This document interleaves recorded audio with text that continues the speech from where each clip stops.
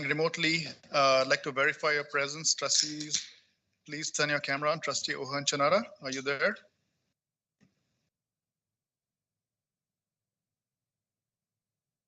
Thank you, Trustee Ohan Chanara.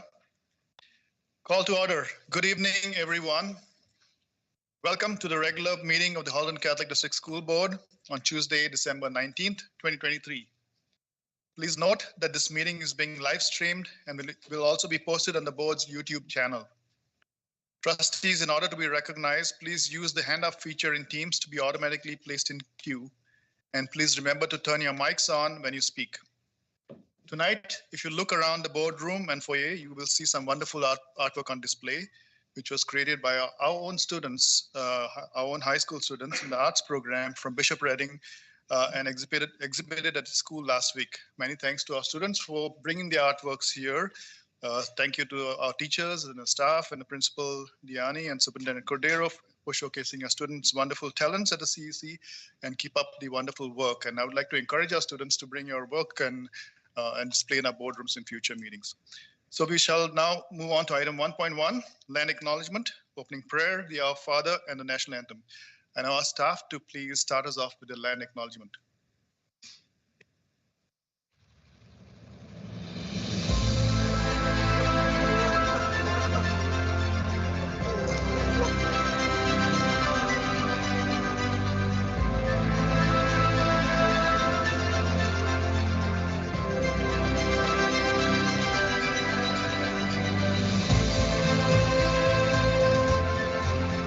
Halton, as we know it today, is rich in the history and modern traditions of many First Nations and the Métis.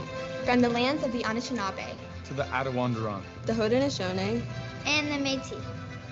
These lands surrounding the Great Lake are steeped in Indigenous history. As we gather today on these treaty lands, our Catholic social teachings call us in solidarity with our Indigenous brothers and sisters to honor and respect four directions: lands, waters, plants, animals, and ancestors that walked before us. All these wonderful elements of creation exist, gifted to us by our Creator God. We acknowledge and thank the Mississaugas of the Credit First Nation for being stewards of this traditional territory.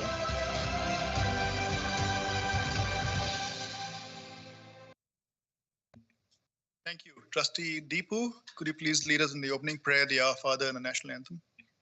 Thank you, Chair.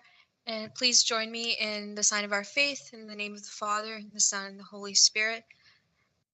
Heavenly Father, we thank you for having brought us all together tonight as a board. Bless us, Lord, and send down your Holy Spirit to fill the hearts of your faithful and to guide our decisions tonight. Please join me in praying the Our Father, who art in heaven, hallowed be thy name. Thy kingdom come, thy will be done, on earth as it is in heaven. Give us this day our daily bread, and forgive us our trespasses, as we forgive those who trespass against us. And lead us not into temptation, but deliver us from evil. Amen.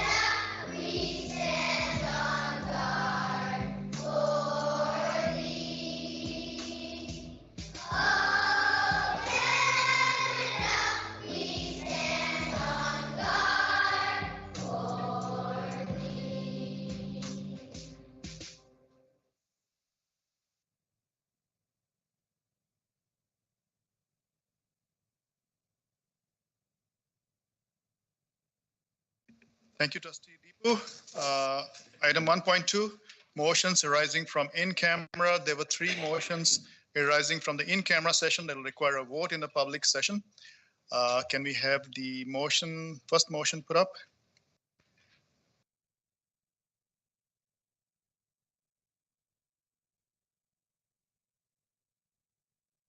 So the first motion, resolved that the Halton Catholic District School Board adopt the in-camera legal matter.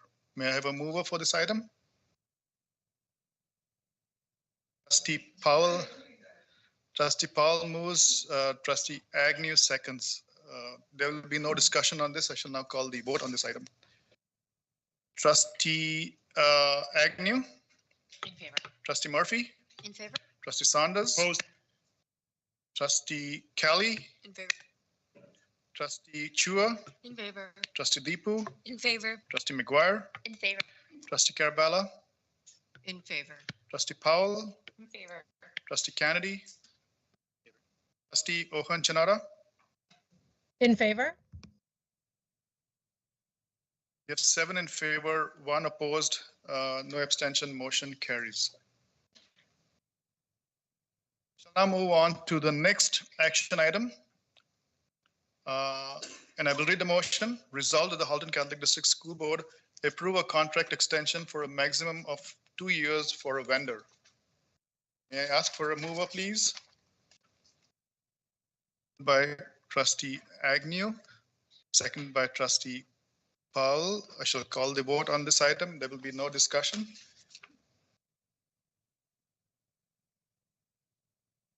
Trustee Murphy? In favor. Trustee Saunders? Favor. Trustee Kelly?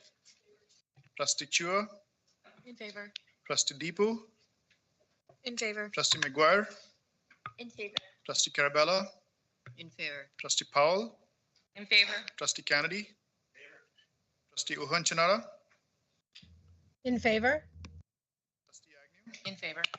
So we have 8 in favor, none opposed, no abstention, motion carries. We shall now move on down to the third motion. Can we have that on the screen, please? I will now read the third motion. Resolved that the Halton Catholic District School Board appoint Halton Down Syndrome Association and their representative, Marianne Lopez, to the Special Education Advisory Committee, SEAC, of the Halton Catholic District School Board for the period of January 2024 to November 2026. May I have a mover for this item? I'll move it. Trustee Murphy, looking for seconder. Trustee Carabella. We shall have no discussion on this item. I shall call the vote.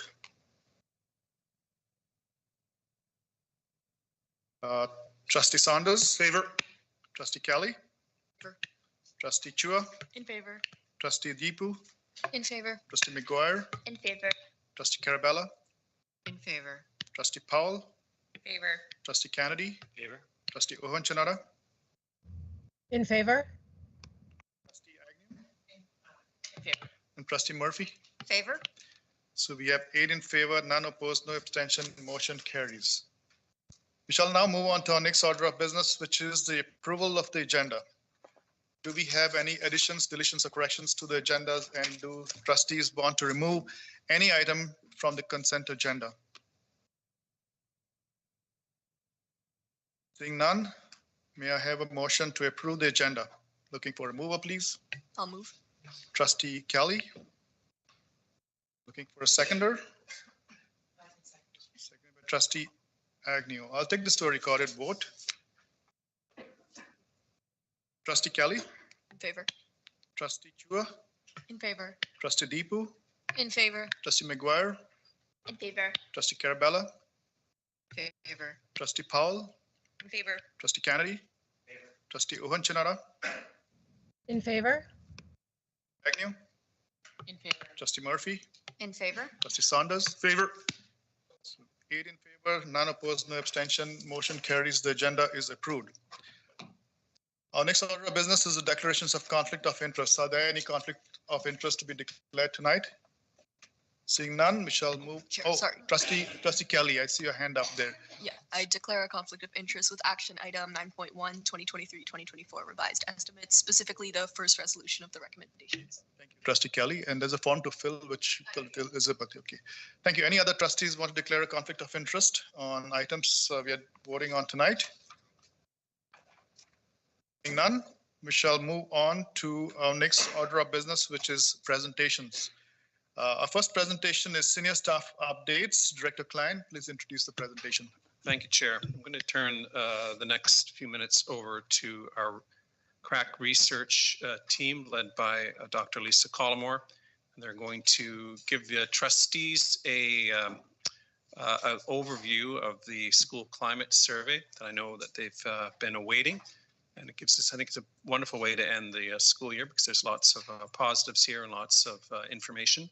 It leads us to more questions and to further work collectively to ensure we have the best school board possible for the parents and for the students of this region. So I'll turn it over to her. Good evening, and through you, Chair. Thank you so much for having us tonight. Zoe and I are here to provide a senior staff update from the research department. I do want to acknowledge, next slide, Elizabeth. We are going to be sharing some highlights from the 2023 cycle of the Student School Climate Survey. And I do want to acknowledge the work of the entire research team. This certainly does take a lot of planning and coordination between various departments, including all of our schools. And so from the analysis and the reporting, I just want to acknowledge also the work of Jen and Nick, who aren't here tonight. So our presentation today really focuses on 4 main areas. We would like to remind you what the school climate is, what our specific school climate survey looks like, what we did with respect to the methodology of how we collected the data, and then some results or highlights of the results. Next slide.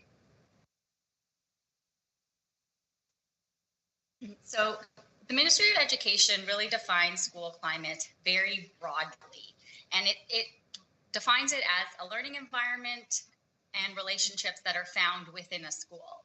And they really focus on environment that are related to preventing inappropriate behavior. So things like safety, inclusion, positive relationships, engagement, equity. Next slide. When the research department took on this collection, when it was added to my portfolio, as a scientist, I really wanted to ensure that we were measuring school climate properly. And so the first step in the process was to do an extensive literature to really understand the concept of school climate. And we landed on the work of researchers Wang and DeGaulle, and they have a 2016 paper wherein they review all of the literature on school climate and they summarize it for researchers. And they land on this framework. It's a very broad framework. And in it, they say that school climate is very complex and it's multidimensional. And so it's made up of many different domains, things like community, safety, academics, institutional environment. And they say that together, these things influence the school environment, and ultimately these things impact student outcomes and achievement and well-being. And so for the purposes of our survey, we have really broadened our definition of school climate to include the idea of it is really the shared beliefs, values, and attitudes that shape the interactions that are happening inside of our schools. And these set the parameters for acceptable behaviors and norms within our schools. And so for our school climate survey, we do not include the domain of institutional environment. In an earlier work in preparation for this collection, the steering committee felt that we didn't need to include this domain because it was something that we could get data from elsewhere. However, we did include a well-being domain because we know that that's a priority. Health and well-being is a priority here in this board. So we included that as an additional domain. The blue sections, the darker blue sections, are sub-constructs. So for example, within community, the domain of community, we look at things like quality of relationships, our partnerships, our belonging, inclusion and equity with respect to diversity, and of course, our Catholic school community. So next slide, please. Our school climate survey, just to sort of summarize, includes 4 domains: community, safety, academics, and well-being. And essentially, our survey provides feedback to each of our schools about the extent to which students, our parents and guardians, and our school staff feel like their school supports learning and positive behaviors within their environment. And I would like to also point out that the 2023 cycle had an expanded section that measured student mental health and well-being. Our presentation does not focus on that section tonight, and that's because that was done in collaboration with Public Health, and they are in the middle of preparing a report that will become available in public in early 2024. So I'm going to turn it over to you now. Next slide. All right, thank you, Lisa. So in 2023, we heard from over 20,000 respondents on all of our school climate surveys, and this includes school-based staff, students in grades 4 through 12, and parents and guardians. So most of the respondents were students at about 15,600. So we had multiple student survey versions created, and I'll just list them quickly. So we had an elementary version, a virtual elementary version, a secondary version, and then a shortened version that was for both elementary and secondary students who would have needed accommodations to complete the survey. There was one staff survey, and then there was also one parent and guardian survey. So teachers were asked to administer the online survey with their students in the class, and then parents and guardians and staff were asked to participate via email. So student response rates were quite high, with approximately 76% of all eligible elementary students and 48% of all eligible secondary students completing the survey in 2023. Next slide, please. So we wanted to really showcase the 2 infographics that we will be making public for the community. So they are 1-page infographics. So there's one for the elementary panel and there's one for the secondary panel, but they are identical in terms of the items that they're reporting on. And it was important for us to also link back the survey results to our multi-year strategic plan. So you'll see that we've selected items that align with achieving, believing, and belonging. We're going to walk you through each of the sections now. So next slide, please. Okay, so in relation to the first pillar of achieving, the learning environment scale had 5 items, including if students feel that their teachers notice their hard work and provide engaging and meaningful lessons. So most respondents, 83% of elementary and 77% of secondary student respondents, had a positive perception of their learning environment. For then the engagement with learning scale had 3 items and asked grades 7 through 12 students if they feel that they try their best in school and are personally responsible for their learning. So as you can see, 90% of grades 7 through 12 respondents indicated that they were engaged with learning and they reported high levels of effort being put into their classes. Next slide. On to the believing pillar. The homeschool parish connection scale from the survey included 3 items and asked if students feel that their school promotes Catholic virtues, values, and practices. A very high proportion of all survey respondents felt that their school promoted Catholic virtues, values, and practices and encouraged faith-based activities. So as you can see, ranging from 88% of secondary student respondents to 94% of elementary student survey respondents. Next slide, please. For the belonging pillar, so first we have quality of relationships was one of the domains asked on the survey, and this was measured by 2 scales. So first, the teacher-student relationship scale. This had 7 items, which included asking if students feel that adults at their school like, respect, listen to, and care about them. And then there was the peer support for learning scale. This had 6 items, and this included items relating to whether students feel that other students at their school are friendly, respectful, and like and care about one another. So as you can see, the elementary student respondents reported very high quality of relationships at school between students and staff, and then between students and students, so peer relations. So 87% positive for the students and staff, and 94% positive for the peer relations. Secondary student respondents had similar perception of staff, student, and peer relationships at school, so 79% and 91% positive respectively. So then there was the inclusion scale, and this had 6 or 7 items that asked if students enjoy school and feel accepted by their school peers, and staff. So as you can see, both elementary, 85%, and secondary, 78% of student respondents indicated that they do enjoy school and feel accepted by staff and other students. Next slide, please. So still under the belonging pillar, we have the positive identity reflection scale that had 6 items. And this includes asking students if they see that their identity is positively reflected in various aspects of the school, ranging from assemblies to curriculum. Many student respondents, so 79% of elementary and 74% of secondary, reported that their identities were in fact positively reflected at school. And for those that indicated that their identity wasn't positively reflected, they were asked to specify what part of their identity. And of those students that responded to that question, ethnic and cultural background was the top identity identified as not being reflected in both panels. And finally, for safety, safety was measured by 1 item: how safe do you feel at school?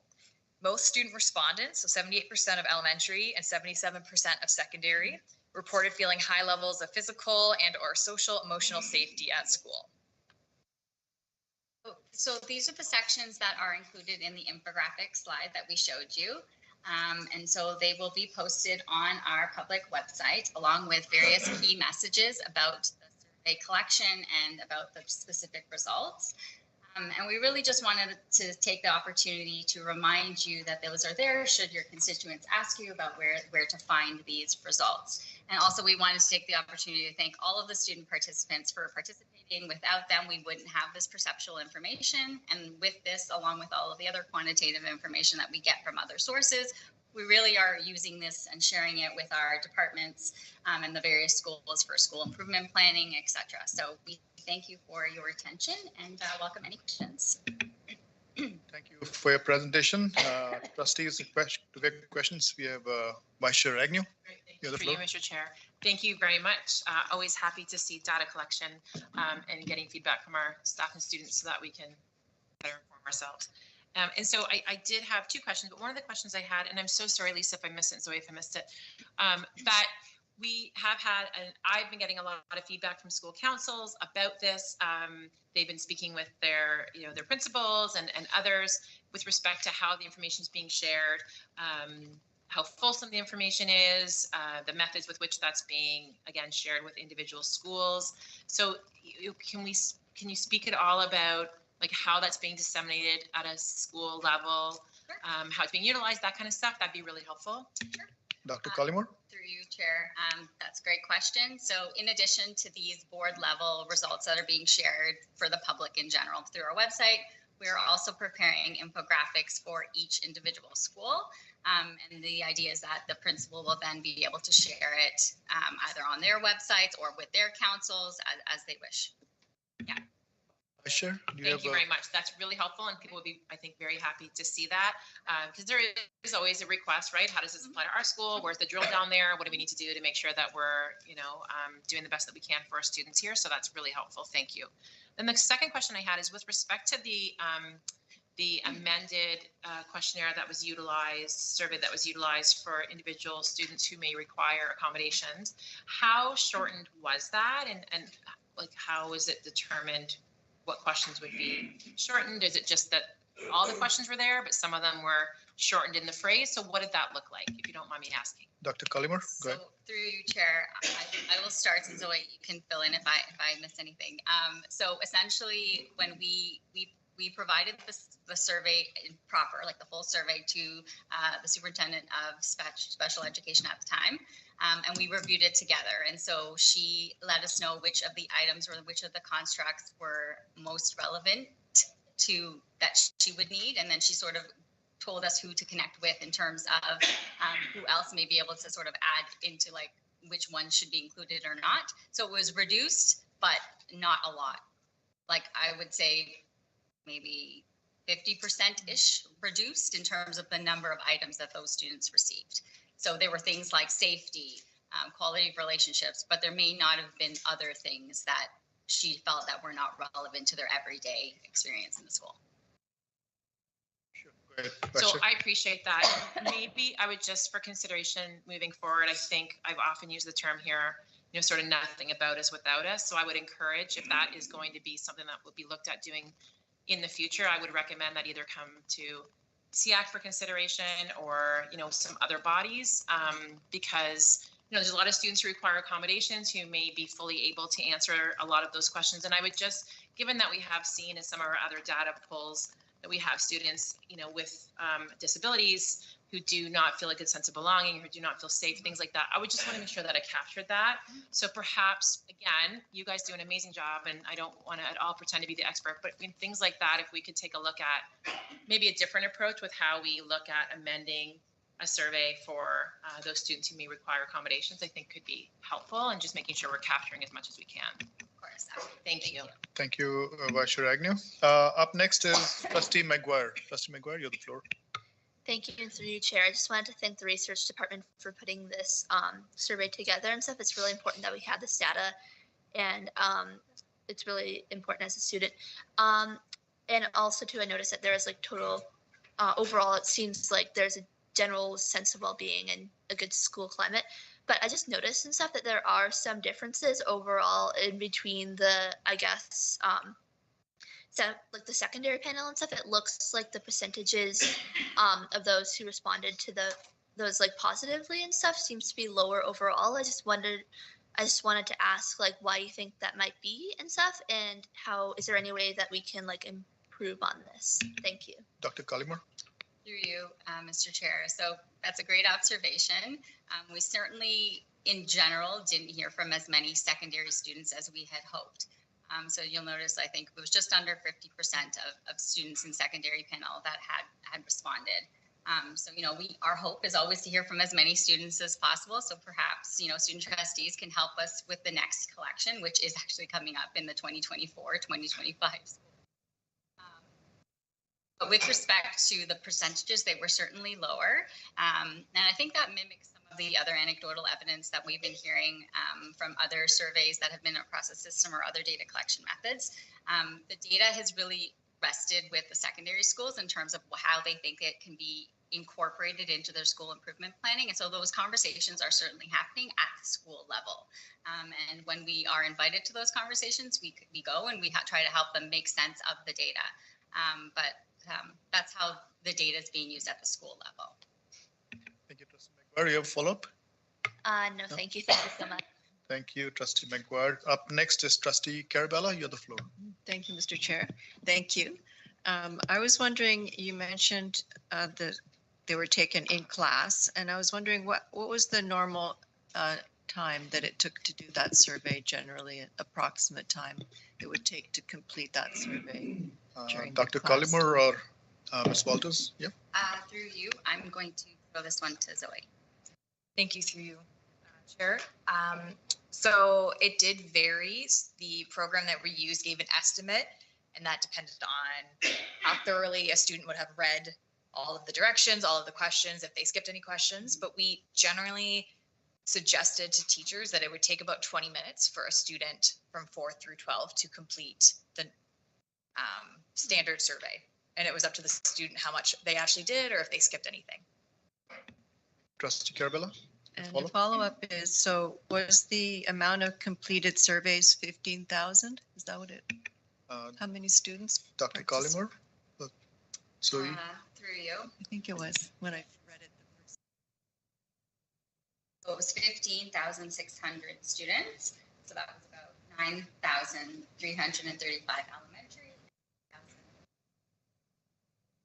Secondary. So the students who, they would be ones who actively decided not to do the climate survey, because if it was done in the classroom, then some of them just didn't do it. They did something else. It was voluntary. That's right. Okay, thank you. Thank you, Trustee Carabella. I see no other trustees' hands up, so I want to thank Dr. Collymore, your team, Ms. Walters, and for all the wonderful work you do and collecting the data and bring it to the board. Thank you so much for that. So with that, trustees, we shall move on to our next order of business, which is consent agenda item number 6. We do not have any delegations tonight. And so we move on to consent agenda items. The following items have been agreed upon at the agenda. Approval to stay on the consent agenda. Item 6.1, action items. made up of items 6.1.1 and 6.1.2. These are all the policies. And 6.2 is noted items. So for the action items, as before, as we always do, there will be a single motion to approve the action items, and there will be no discussion. And there will be no discussion on the noted items as well. So I will read the motion. Resolved that the Halton Catholic District School Board approve consent agenda items 6.1.1 and 6.1.2 on Tuesday, December 19th, 2023 as submitted. May I have a mover, please? Paul? I'll second. Second by Trustee Kelly. I'll take it to a recorded vote. Trustee Carabella? In favor. Trustee Powell? In favor. Trustee Kennedy? Trustee Ohonchanara? In favor. Trustee Agnew? In favor. Trustee Murphy? In favor. Trustee Saunders? Favor. Trustee Kelly? In favor. Trustee Chua? In favor. Trustee Deepu? In favor. Trustee McGuire? In favor. So we have 8 in favor, none opposed, no abstention. The motion carries. The consent agenda item is approved. We shall now move on directly to item number 9, action items. Before we dive into action items, I'd once again like to review the rules for everyone's benefit. For these action items, we will start off with a question period of 3 minutes. The trustees will have 3 minutes to ask clarifying questions, questions for clarifying purposes. There will be no debate and amendments at this point in time. We will then open up debate for 3 minutes, and then we'll take amendments at that point in time. Item 9.1. Sorry, point of privilege, Chair. Can you state your point of privilege? Yeah, I'd like to Saunders? declare a conflict of interest on this, on the first item. Okay, so Trustee Saunders, that's not a point of privilege. That should have come up at the earlier stage, but that's fine. It's okay. So we'll note. So can you state your conflict so that we record it in? Yep. Yep. Yeah, just. Which item, Trustee Sorry, Saunders? let me get to it. Sorry about that. Can you tell which item? Yep, I will. There are 3. Number 1,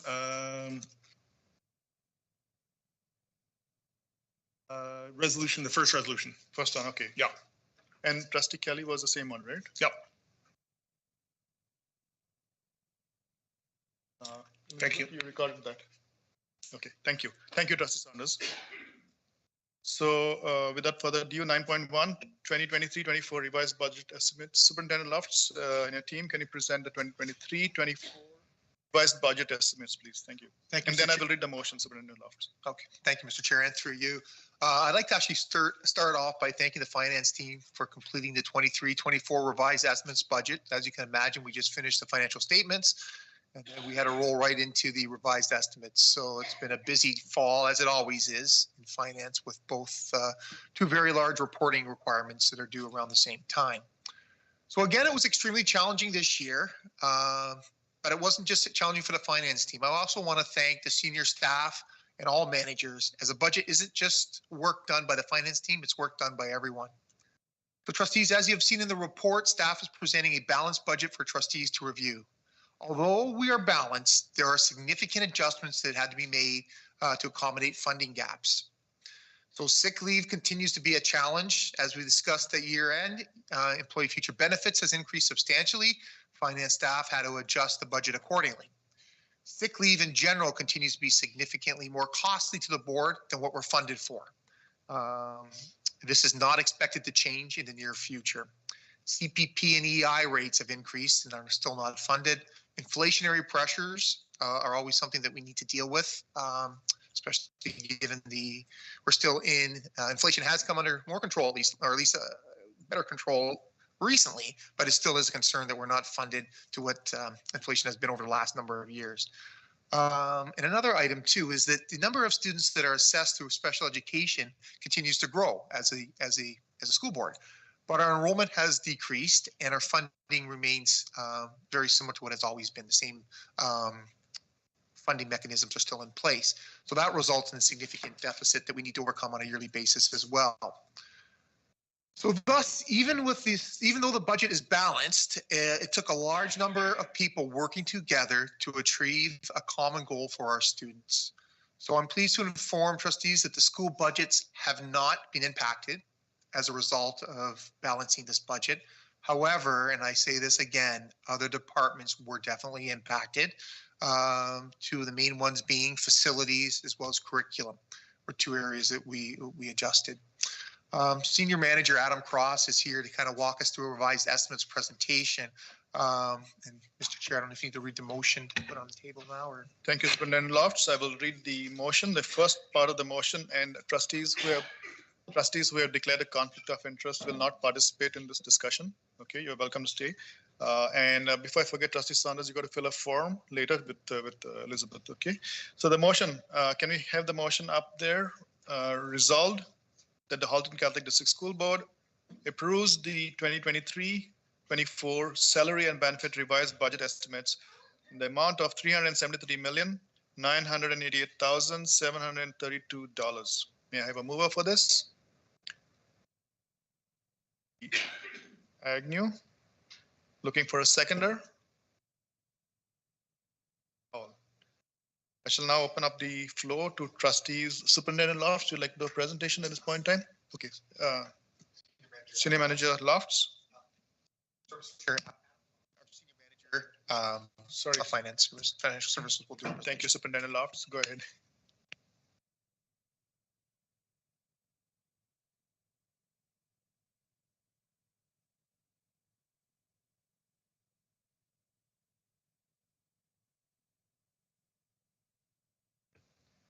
Right, and thank you to the board for allowing me to do a quick presentation on the revised estimates.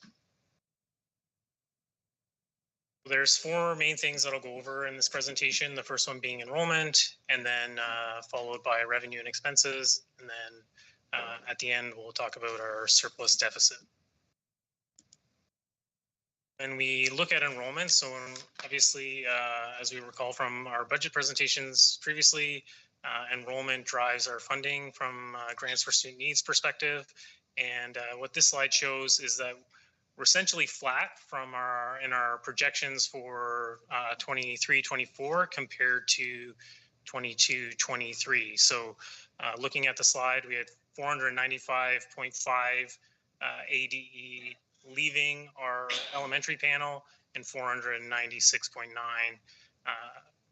entering our secondary panel from a change perspective from last financial, which we presented a couple of meetings ago. Looking at what we presented back in June to the board, our projected enrollment now at revised is 1% higher, or 367 ADE higher. And again, that's largely driven by an increase in our secondary panel. And we're still continuing to see lower than forecasted kindergarten entry numbers into our school board. So what's the impact on our revenue? So the overall increase of 367 ADE does have a positive impact for our grants for student needs to the tune of 2.5 million overall. You can see here our provincial legislative grants in total have increased 3.1 million, and the main drivers of those are our pupil foundation allocation. So that's anything related to the classroom experience for our students, our special education funding, and then sort of the good news, bad news component that sort of offset those increases was declining enrollment. So because we had projected lower than historical enrollment for this year, we received a bump from the ministry in our GSN funding under the declining enrollment category. Since we did have increase in enrollment from our estimates, we lost about 900,000 in declining enrollment funding. So Pupil Foundation increased because of our enrollment, but it was slightly offset by a decrease in declining enrollment when we're looking at a revenue perspective. Our other provincial revenues increased slightly, just over 300,000, and that's largely due to summer special education programs. And then looking at our other revenue, the largest increase there relates to rentals and interest revenue. So we're projecting increased revenue with respect to those categories, as well as a decrease in our secondments. Or secondments are staff members that we've loaned out to other institutions during the year. So we have less people doing secondments this year. So our revenue is lower with respect to that, but also our expenses are equally lower that you'll see on the expense side. So looking at our expenses compared to our original budget, so you'll see a significant increase in classroom instruction costs. That's largely driven by two main factors. The first one being the increased enrollment. So we have additional teachers within our system from what we were originally budgeting for back in June, and as well as what Aaron alluded to, we've also increased our sick time costs based on revised projections, as well as our WSIB benefit costs based on what we saw at year end, and then having further discussions with our actuary between sort of our year end financial period to now for our revised. So we've had to increase that expense for 23-24, which leads to an increase of 8.1 million in classroom teacher costs. Then we'll see a reduction here in staff development costs. Basically, what this is, if you recall, at budget time, it was a bit confusing then, where we essentially rolled in any revenue that we had deferred from previous years. So envelope funding primarily for special education and student success purposes, but we also had an equal and offsetting expense there. So net impact on our budget was nil, but since it was pretty confusing to explain at estimates time, we went back to those departments and budgeted for what they truly believed that they would spend in the current year. So there's money that we move back into deferred because they won't be using all the funds for the upcoming school year, or the current school year. Looking at our other costs outside of the classroom, school administration decreased. Our consultants did increase slightly, and that's primarily due to us adding an additional consultant related to math, and then some benefit adjustments overall for our consultants there. So if you remember back at our budget estimates, we were funded for a superintendent math lead, but we didn't receive funding for a math consultant, but we've gone ahead and added an additional consultant to continue the success of our math program in 23-24.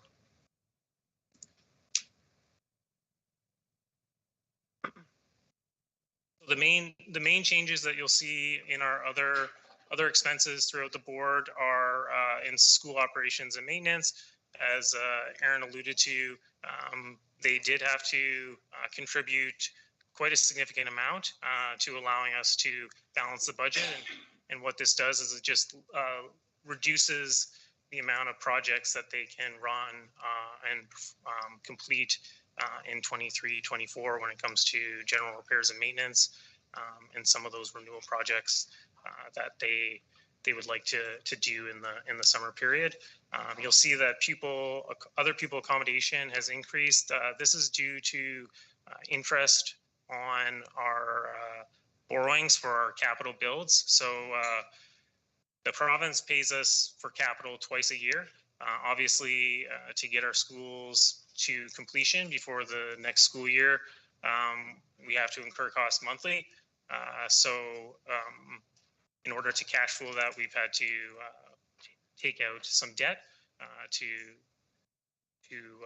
keep those projects on track. The ministry then repays us for that debt.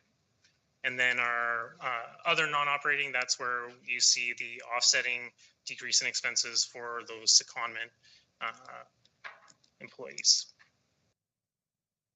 So overall, when we look at our total surplus or deficit for the year at revised estimates, so we're projecting a surplus of 9.8 million, or just under 9.8 million from a public sector accounting standards perspective. And then I'll go through the ministry perspective, which as you remember from previous meetings, they do some adjustments to those numbers to see what our deficit or surplus is from a ministry compliance perspective. So this slide, you've seen it before, just outlines that we can go into up to a 1% of our operating allocation deficit for compliance purposes. But as Aaron alluded to, we are in a balanced position from a compliance purpose for this revised estimate, and I'll show you how we get there on this slide. So when we look at our total revenue, what we subtract from that 483 million is the school generated fund revenue of 12.75 million, and as well as our EDC revenue of 10 million to get us a revenue for compliance of 460 million. When we look at our expenses, we take the 473.5 million. We again reduce that by the SGF expenses or school generated fund expenses of 12.75 million. And then we reduce that further by projects that are exempt from this compliance analysis of 342,000, as well as some interest in our asset retirement obligation expenses. And then what they add back is employee future benefit expense adjustment, and then interest on accrued debt. So that brings our total expenses from a compliance perspective to 460.5 million. And so we are balanced with the revenue for compliance purposes, and that's a change for the better of 595,000 from what we presented at estimates. Again, this just shows you what we presented at financials a couple of weeks ago from our accumulated surplus for compliance perspective. Obviously, no impact in the current year under this revised.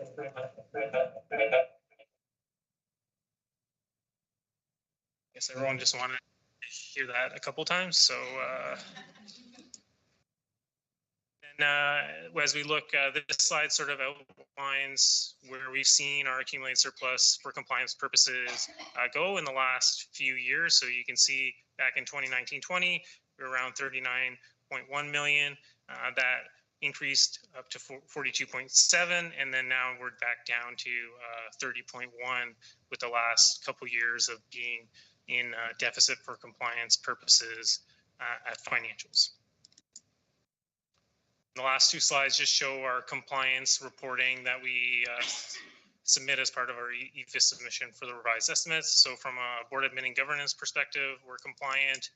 And then again, you can see that 460.5 million in revenue, and how we're compliant when it comes to the ministry's reporting from a budget perspective.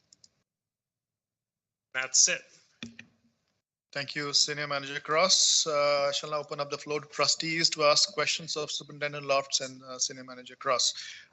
First up is Trustee Carabella. You have your hand up, you have the floor. And we have 3 minutes for question time. I'm sorry, Mr. Chair. I'm not prepared as from before that my hand was raised. Okay, thank you. Up next, Trustee Ohan Chanada. Question time, 3 minutes. You have the floor. Okay.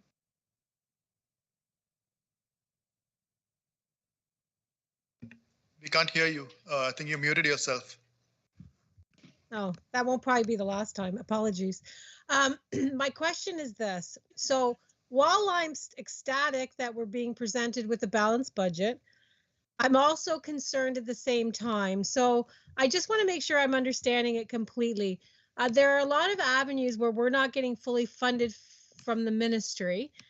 So year after year after year, we're feeling a shortfall, but we're presenting a balanced budget. So I think you mentioned earlier, there are departments in our board currently through this budget that will be, you know, having some negative impact. Is that correct? Superintendent Lofts. Through you, Mr. Chair, to Trustee Honor-Sanolta, yes, that is correct. Primarily, all departments outside of the schools were impacted. Majority being, though, our facilities department and our curriculum department. Thank you, Thank you. So follow up, Mr. Chair. Am I under my 3 minutes? 2 minutes 24 left. Okay. My second question is, we are not the only board that's funded through the ministry and that may have issues with their current budgets. Do you have any data on that, Superintendent Lofts? Because I know you love to benchmark other boards. Superintendent Lofts? Thank you, through Mr. Chair. The data that I have available actually goes back to the estimates, so the ones we did back in June. And looking at a number of surrounding boards, approximately 80% or so are in a deficit position. And the ones that are not are just balanced at zero, just like we are right now as well. So it's not like there's a surplus, a big surplus, it's balanced to zero. So that's the data that I have. And again, it's not as of year end or it's not as of now, it's whatever the estimates were back in June. Thank you. Trustee Owen-Chanada? How much time do I have left? 0.03. 0.03? Very quickly, I would just say that I'm concerned. Thank you. Oh, you have, sorry, it was 2 minutes and 03 seconds. You Oh, still have 1 minute. For another question? Sure, go ahead.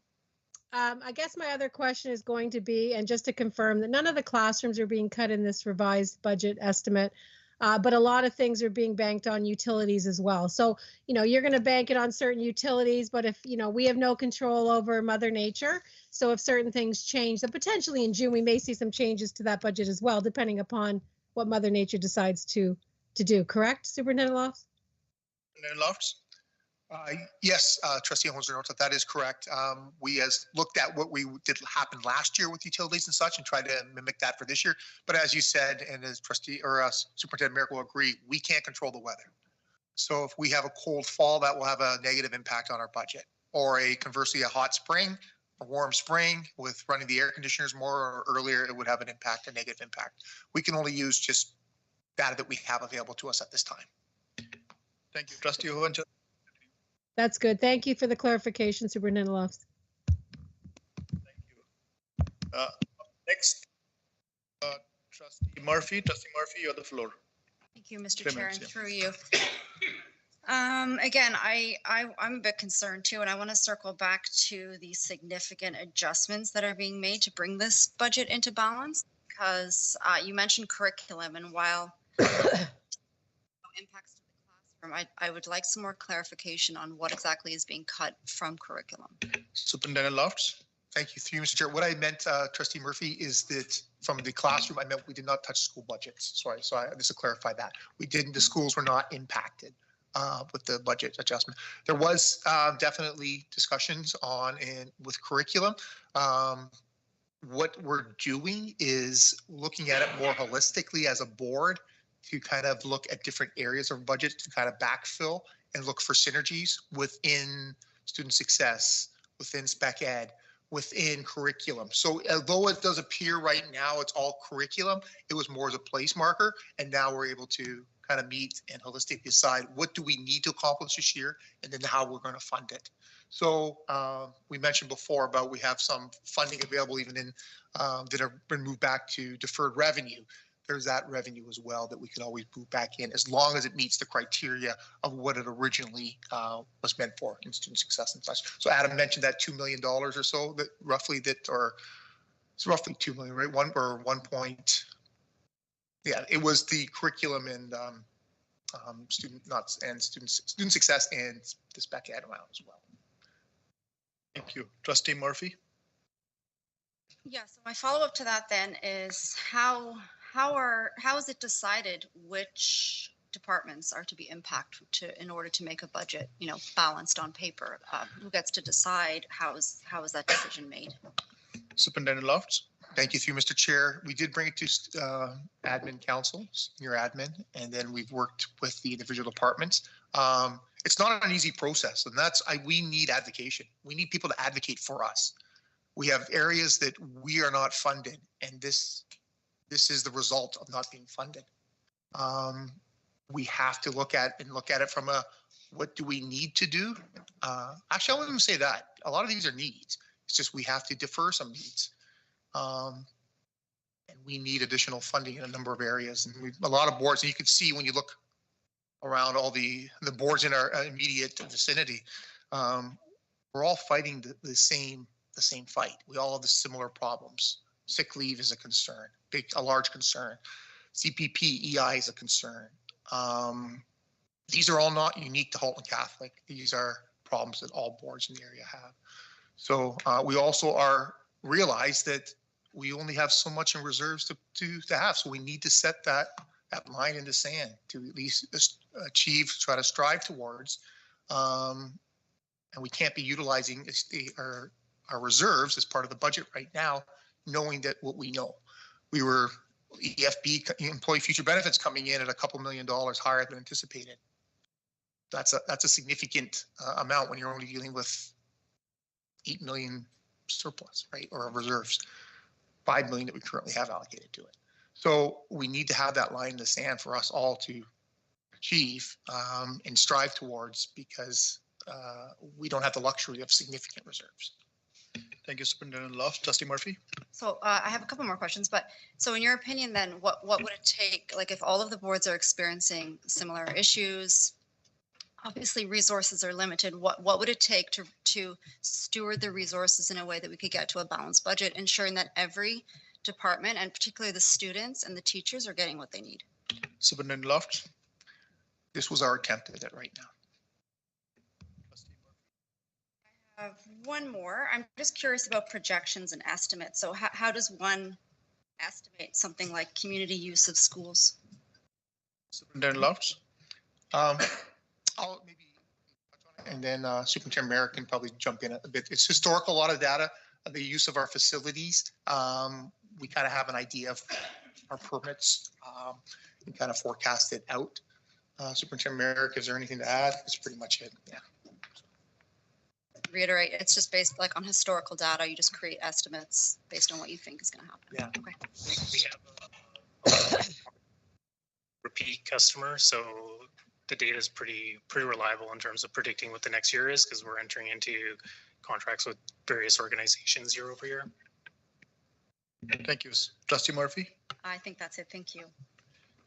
Thank you, Trustee Murphy. Up next, we have Trustee Carabella. You have the floor. 3 minutes. Thank you, Mr. Chair. So I was wondering if there's a contingency plan if we go over some of our estimates. Superintendent Lofts? Through Mr. Chair, Trustee Carabella, and to you, to Trustee Carabella. So the question is, do we have a contingency? Is that like if we come in higher, like on our expenses, like sick leave or repairs, you know, like we're estimating. That's why we need people to advocate for us. Pardon? We need advocation. We need you to advocate for us. We are tight. I can't stress that enough. I've looked at the staffing. We're tight. We're very tight as an organization. And it's going to start impacting the service we're able to provide. Thank you, Trustee Carabella. Okay, I also wanted to ask about the classrooms, about children, if they're bringing in their own supplies or not, or like are they not to bring in their own supplies in the elementary school panel.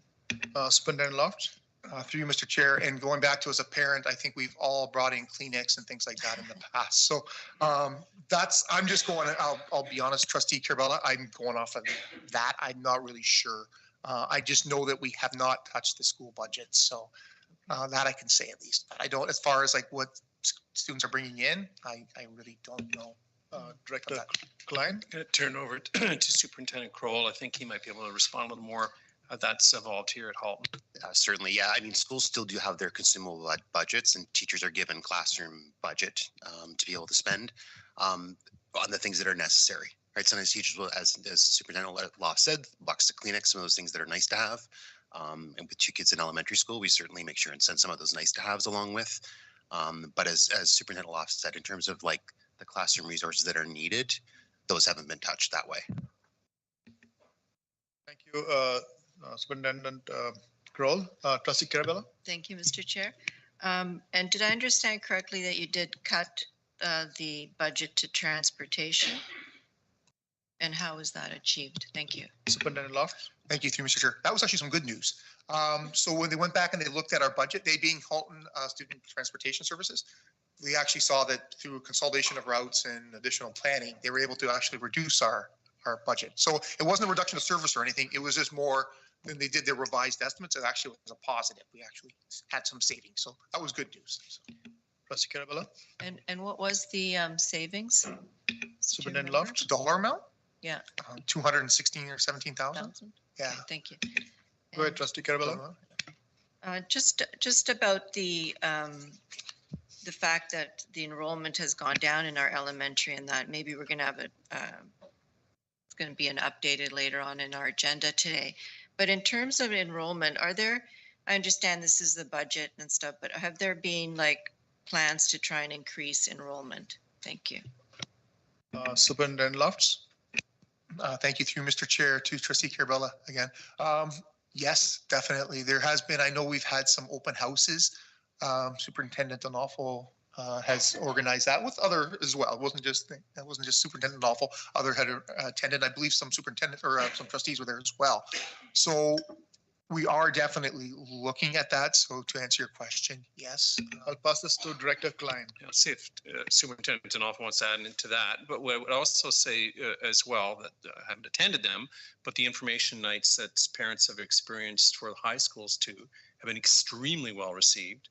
And particularly with the myriad pathways that we have and specialized programs that we have in our schools.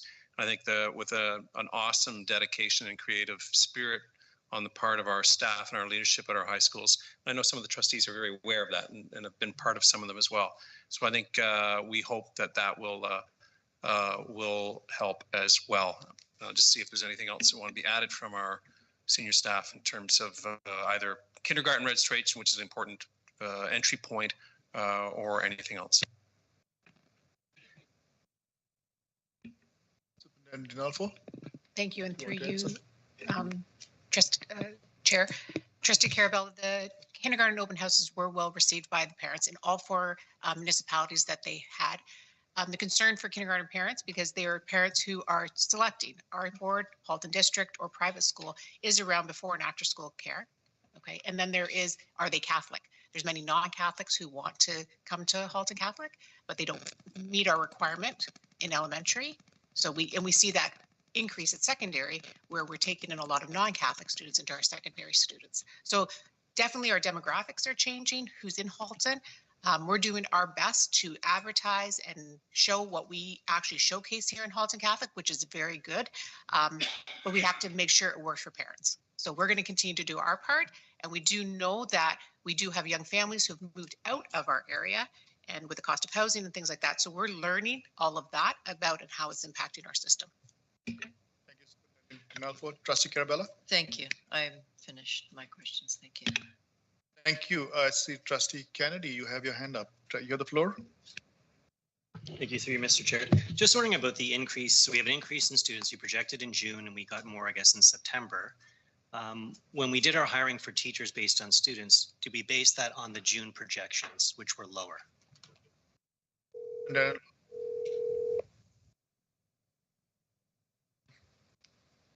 Mr. Chair. Yes, hello? Hey, could you go check outside? I think Amazon delivered. Yeah, Roger. Packages already today, but There should be 1, 2, 3, 4. Oh, yeah, we can. Yeah. Thanks, Brenda. Okay, Superintendent Love. Thank you. Sorry. Sorry, Trustee Kennedy. Can you just repeat the question again? It was. I'll take your time. Yeah. So just wondering, when through you, Mr. Chair, we had 367 more students than we projected. Based on the original projections of June, is that the number we used to hire the teachers for September? And when did we hire these additional 44.5? Is that net? Did anybody resign or retire, or is that net? How do you get a half a teacher? Yeah, that's Superintendent Love. To you, Mr. Chair. Again, how we did it back in June, it was an estimate based on what the projected enrollment were. We did do the hiring as we got the students that came in. Part of it too was there's compliance on the elementary panel that we need to abide by. So the like the primary class size being the 23 and the JKSK class sizes. On the secondary panel as well, we had the hires that happened as the students came. So as we had the students, we did the hiring at that point in time. So the 44, 45-ish teachers were net new. So they weren't a result of, there wasn't attrition. It was net new to from what we forecasted back in June. Mr. Chair, Trustee Kennedy. did you hire any net increase in non-teaching staff as well as the 44.5 teaching staff?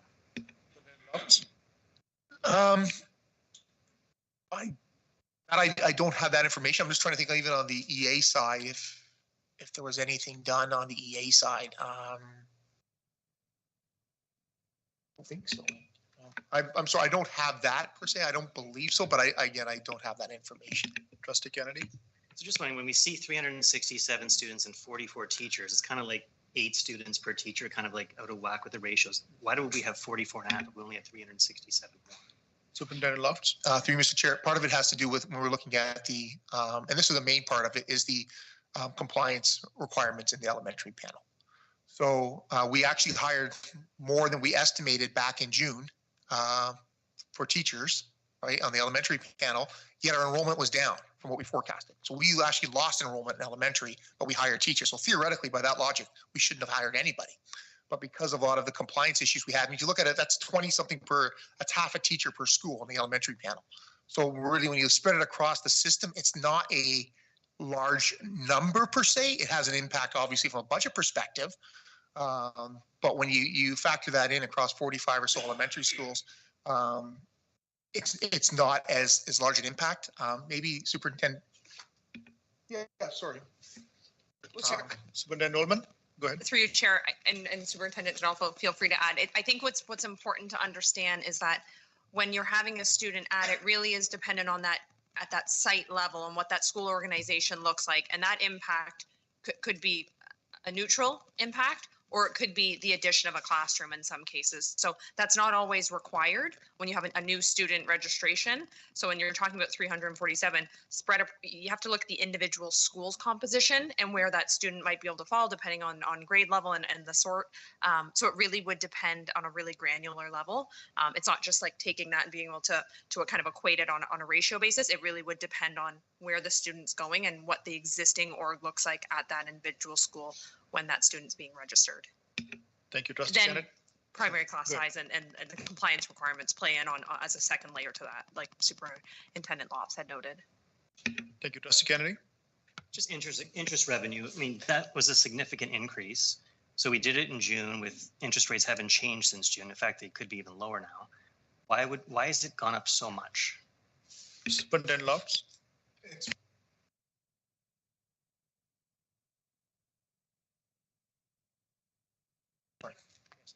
Number of capital projects we have right now, as well as going back and looking into our estimates for revenue. So we've adjusted that accordingly. You're right, interest rates haven't changed, so we forecasted it out as it not changing. So we have not built any reduction in interest rates or changing in prime over this period of time, at least until, because our year end is August 31st. So we took that approach, is that we're not sure what's going to happen. So we just went with the status quo and then adjusted it accordingly if we looked at it in more detail. Thank you, Trustee Kennedy. Why are we using capital reserves about 900,000, reducing those? What are we spending that on? Significant number. Superintendent Lofts. I'm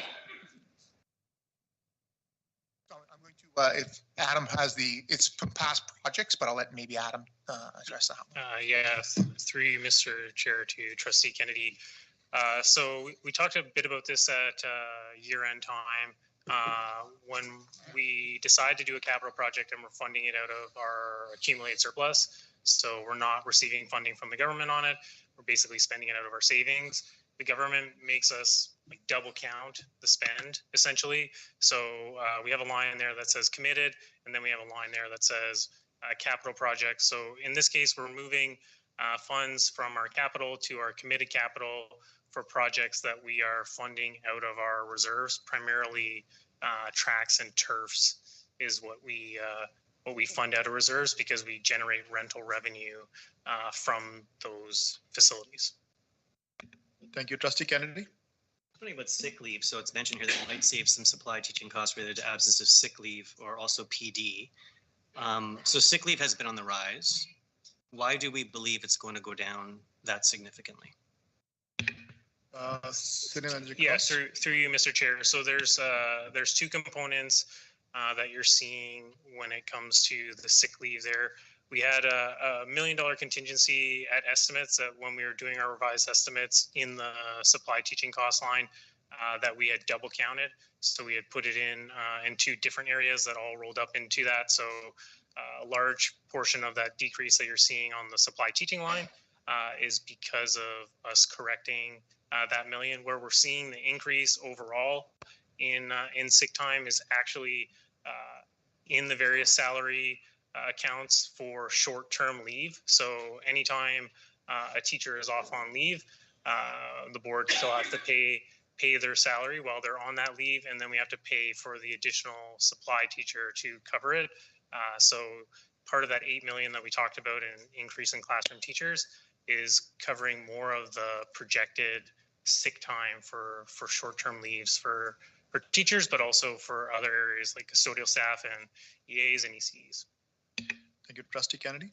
So it sounds like it's more of a numbers on sick leave. Do we have any kind of, maybe it's more for the director, a plan on doing anything about sick leave at the staff level? I don't know what that would be, but is there any kind of plan to address that? Director Klein. Through Chair, there's not a plan that I would have at my fingertips right now, but certainly that's a concern. It's something that would be part of a conversation that we have at senior team, and I think also provincially as well. This is not an issue that's shared by, that's restricted to Waterloo or to Waterloo to Halton Catholic alone. I think Waterloo is an area where I was before, where it was still a going concern with both public and Catholic boards. In my meetings with directors of education in the province, it is something that is, I would say, consistent through all the publicly funded systems, and I think it should be something that could be addressed at local levels, but something so ubiquitous as this also requires and demands some provincial attention as well. Thank you, Trustee Kennedy. For you, Mr. Chair, just running on custodial costs, fees, contract services, 2.8 million. We're lowering than we thought. That's a lot. How do we save money there? Are we keeping the schools to the same degree of cleanliness? Superintendent Lofts. Thank you, through Mr. Chair, to Trustee Kennedy. What that one is that was a park. And what I mean by a park was we're going to be revisiting it. We had to put it somewhere, so we just adjusted that line item. Superintendent Merrick will be looking at it more in general to spread that out. So you're right. It's not going to be all from that area. It was just to put it in one location so they can be adjusted afterwards. Trustee Kennedy. Other expenses on page 72 were lowered by 760,000. Do we know what that is? Like, that's a significant amount that helped balance the budget. Superintendent Lofts. I'd have to look at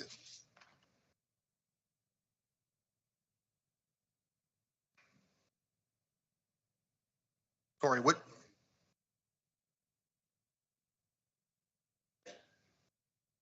Oh, Adam, was that secondments? Through you, Mr. Chair, a large portion of it is secondments. So in other expenses, secondments has been reduced by 400,000, and then we have some other items.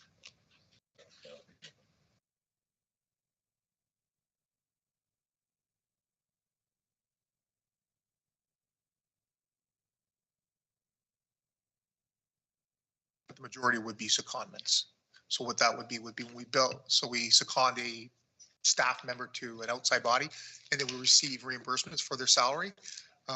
So the estimate was we had, but we thought it's a net neutral on that. We'd get the offsetting revenue as well, Superintendent Kennedy, or sorry, Trustee Kennedy. So it looks like it is, but we would reduce revenue accordingly as well because it's net neutral. Sorry, so the 0.8 you're talking to at the classroom instruction line. So again, a portion of this is. You're clarifying? You're looking at textbooks and supplies.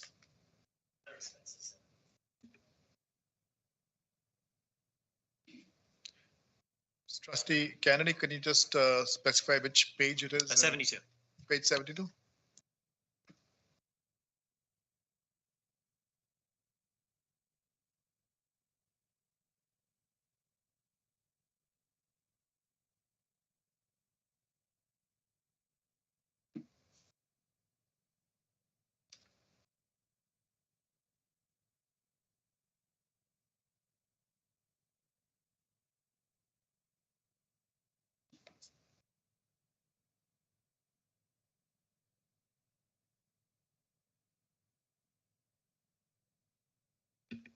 Trustee Kennedy, could you please clarify? I think so. Superintendent Lofts cannot find that. Appendix A3, instruction expenses, under textbooks and supplies. Other expenses are lowered. Oh, yeah, I have it by 700. Mr. Chair, so I talked about moving money into back into deferred from what we had budgeted for estimates. So if you recall, back at budget time, we had a significant increase in Indigenous education. So at our June estimates, we had parked a good number of the costs related to the additional Indigenous education funding in that textbooks and supplies line. Now we pulled it out. So it's essentially sitting in deferred revenue. So it's not going to be used this year, and it can be carried forward into future years for future use on Indigenous education. So we moved about 866,000 out of textbooks and supplies from an Indigenous education perspective back into deferred revenue, and then the offsetting increase we saw was for SHISM and some certifications at the schools for the SHISM program. Thank you. Trustee Kennedy.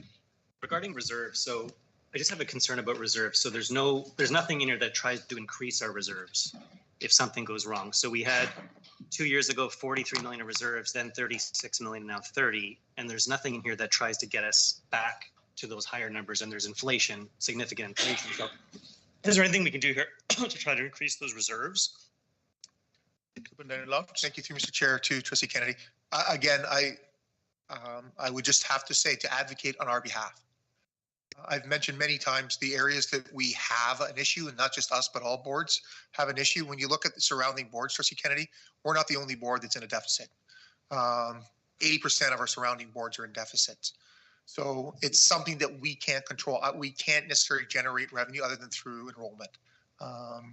So it becomes very challenging for us. It was challenging for us to get to where we are right now. So I guess to answer your question, we're doing what we can. We don't have any. Thank you, Superintendent Lofts. Trustee Kennedy. Just very last questions. And the other things that we can control, is there anything else you can think of that if we had to cut somewhere because we went over, that we potentially, I see you have cut PD significantly, like by 50%. Through Mr. Chair, sort of. I'm going to on the PD side. It wasn't really. It was more put back into reserve or into deferred revenue. We were doing it. It wasn't so much a cut. It's still there. It's just sitting on the balance sheet right now because it was kind of skewing the numbers. We put it all in at the start of the year to make sure that everyone has access to it. Reality was people weren't spending it, and it was just there. So if it needs to be spent, we can always reallocate it back from deferred revenue. So it is and it isn't, Trustee Kennedy. It's reduced, but it's still there. And the problem we have to do, why we have to do that, is these areas of PD are specific for that program. They have to be spent on PD in those areas, like for student success, spec ed, things like that. So we're very limited to what we can spend those dollars on. So that's a main reason why you see that significant decrease on the PD side. Thank you, Superintendent Lofts. Trustee Kennedy. Okay, so with that, we have completed question period.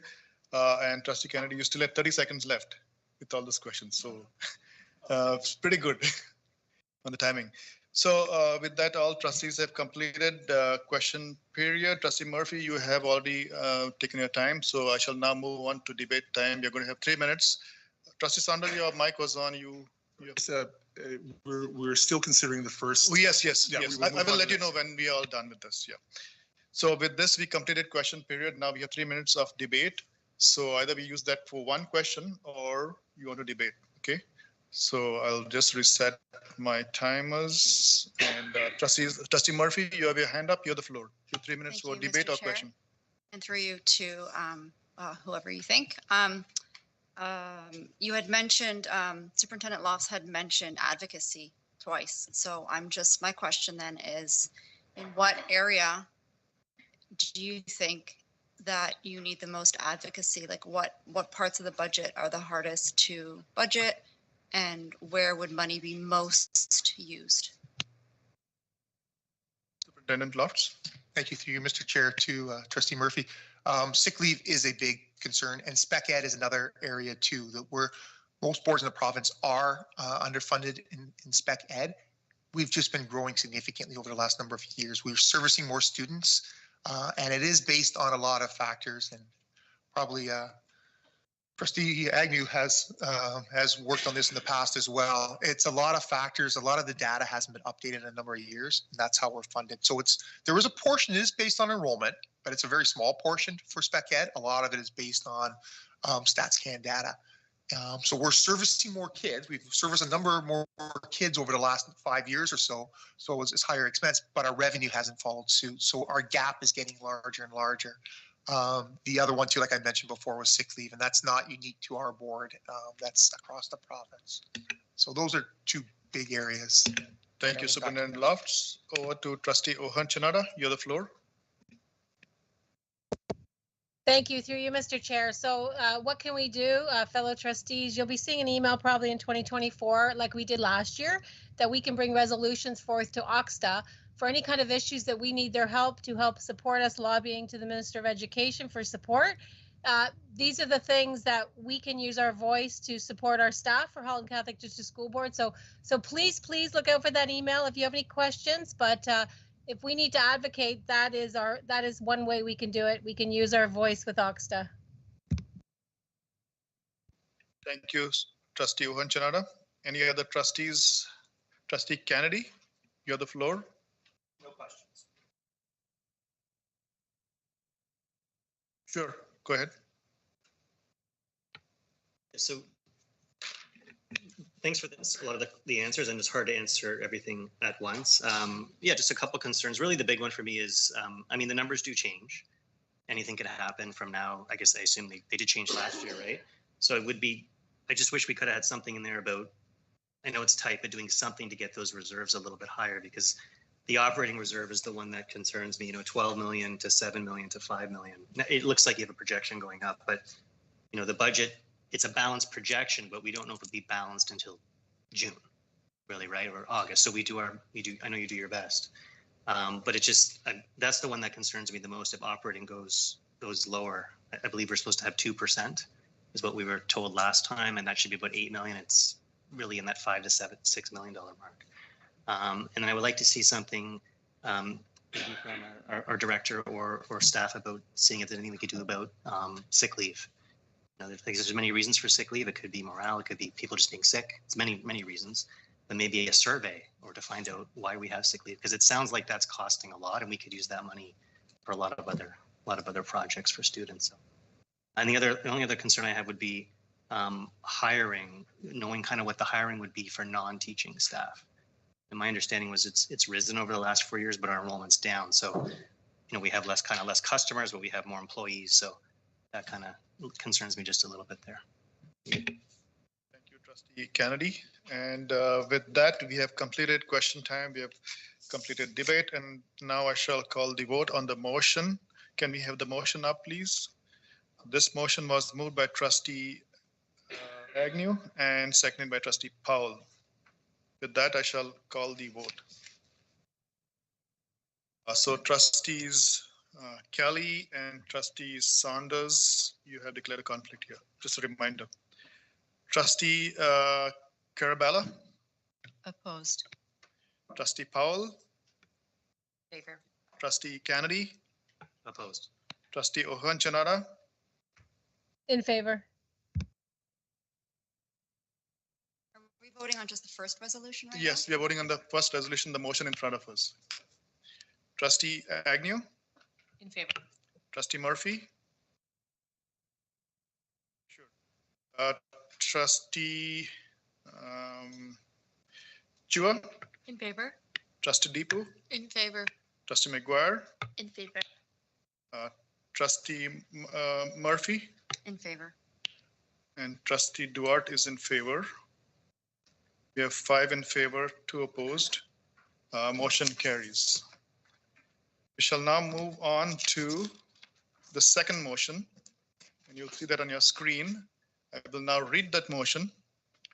Resolved that the Halton Catholic District School Board approve the 2023-24 revised budget estimates, excluding salary and benefits, in the amount of $99,795,799. May I have a mover for this, please? Trustee Agnew. Trustee Powell. Lofts, would you like to speak to it? No? So, trustees, give me a second to get myself organized. So again, I shall open up the floor to question period. Trustees have 3 minutes for asking questions on this motion, and then we shall go to 3 minutes of debate. So Trustee Saunders, you have your hand up, you have the floor. Thank you through you, Mr. Chair. Superintendent Lofts, so when I'm looking at the numbers, I noticed that we had a significant sort of windfall in terms of GSN and also interest. If you sort of back those out, it looks like we would be about $4.4 million in debt. And that's a concerning number. And I'm just wondering, given that last year we were non-compliant and the year before that we were in deficit, do you have a plan going forward to try and start bridging these gaps so that in the future, if we don't get these windfalls, we will be compliant? Superintendent Lofts. Thank you, Mr. Chair. I don't necessarily call it a windfall. I don't necessarily think that's the right terminology to use for it. You mentioned the first one was GSN revenue. We're up because of enrollment. So it's not necessarily a windfall. It's what our GSN what we receive as a result of increased enrollment. So when we first did our estimates back in June, we estimated lower enrollment. We came back now with higher enrollment, and thus, given that enrollment is the largest driver of our revenue, it's not necessarily a windfall, Trustee Saunders. It's more the result of having more students. Trustee Saunders? Yeah, if we had been accurate, our estimates, we would not have this money, and we would be, I think, in a bit of a jackpot right now. So, I mean, that's a concern that if our estimates had been accurate in June, we would be in a significant deficit position right now. And I'm just wondering, I'll just ask, do we have a plan going forward to bridge some of these expense gaps that we seem to be running up against? And I believe it was mentioned earlier, do we have a contingency? Because, there's a lot of year left if we end up with some surprise expenses. Superintendent Lofts. Through you, Mr. Chair. To Trustee Saunders, again, I will restate that our enrollment is the driver. So I really don't understand the question. I guess what I'm saying is the question then that because we can't count on enrollment increasing, I know you made a comment that our enrollment wasn't accurate. Is that what you're suggesting, Trustee Saunders? I'm saying that if we had been accurate in our original estimates, it appears that our costs would have been significantly higher than what we are capable of covering. And the increase in enrollment seems to have benefited us to a great extent. So my question is, based on our estimates that we did in June, if we had been accurate, if things had moved forward as anticipated, we would be in trouble right now. So that's and again, I'll just say, do we have a plan moving forward to bridge these gaps? Superintendent Lofts. Through you, Mr. Chair. If you remember, Trustee Saunders, a large part of that increase is because you're only looking at the revenue side, you're not looking at the expense side. So you're focusing on the revenue. There's also an offsetting expenditure that we also hired a number of teachers as a result of that revenue. So if the students did not come, and that's why we did change the process for how we treat the hiring practice, and then why it changed last year was for that very reason. Because if we would have, just like the previous year, if we would have done our hiring in June based on enrollment that didn't materialize, we would then have the staff for the entire year without the corresponding revenue. This year was different. So this year we had the revenue, so therefore we hired the additional staff to accommodate that. I think that might be the part that we're missing, is the expense side of it. Trustee Saunders? Yeah, so as of November, in conversation with principals, particularly the secondary level, they were telling me that we still hadn't hired staff, I think, till late into November. And we were 20 to 22 teachers still short. So I'm not entirely sure that's the response. I think we're still short teachers. And I think the other concern is that we've got this money that I don't think we're spending on as many teachers as we need. So this is as late as November. They were still telling me that we were short. So point of order, I Mr. don't- Chair. Point of order. Point of order. Point of order. Ohan Janada, state your point of order, please. I'm a little concerned with the questioning because we're using conjecture and third-party information as true data. So I'd like Trustee Saunders to maybe clear that up a little bit for our viewing audience. It's in conversations with Trustee Saunders. Give me a second. There's a point of order. I got a rule on that.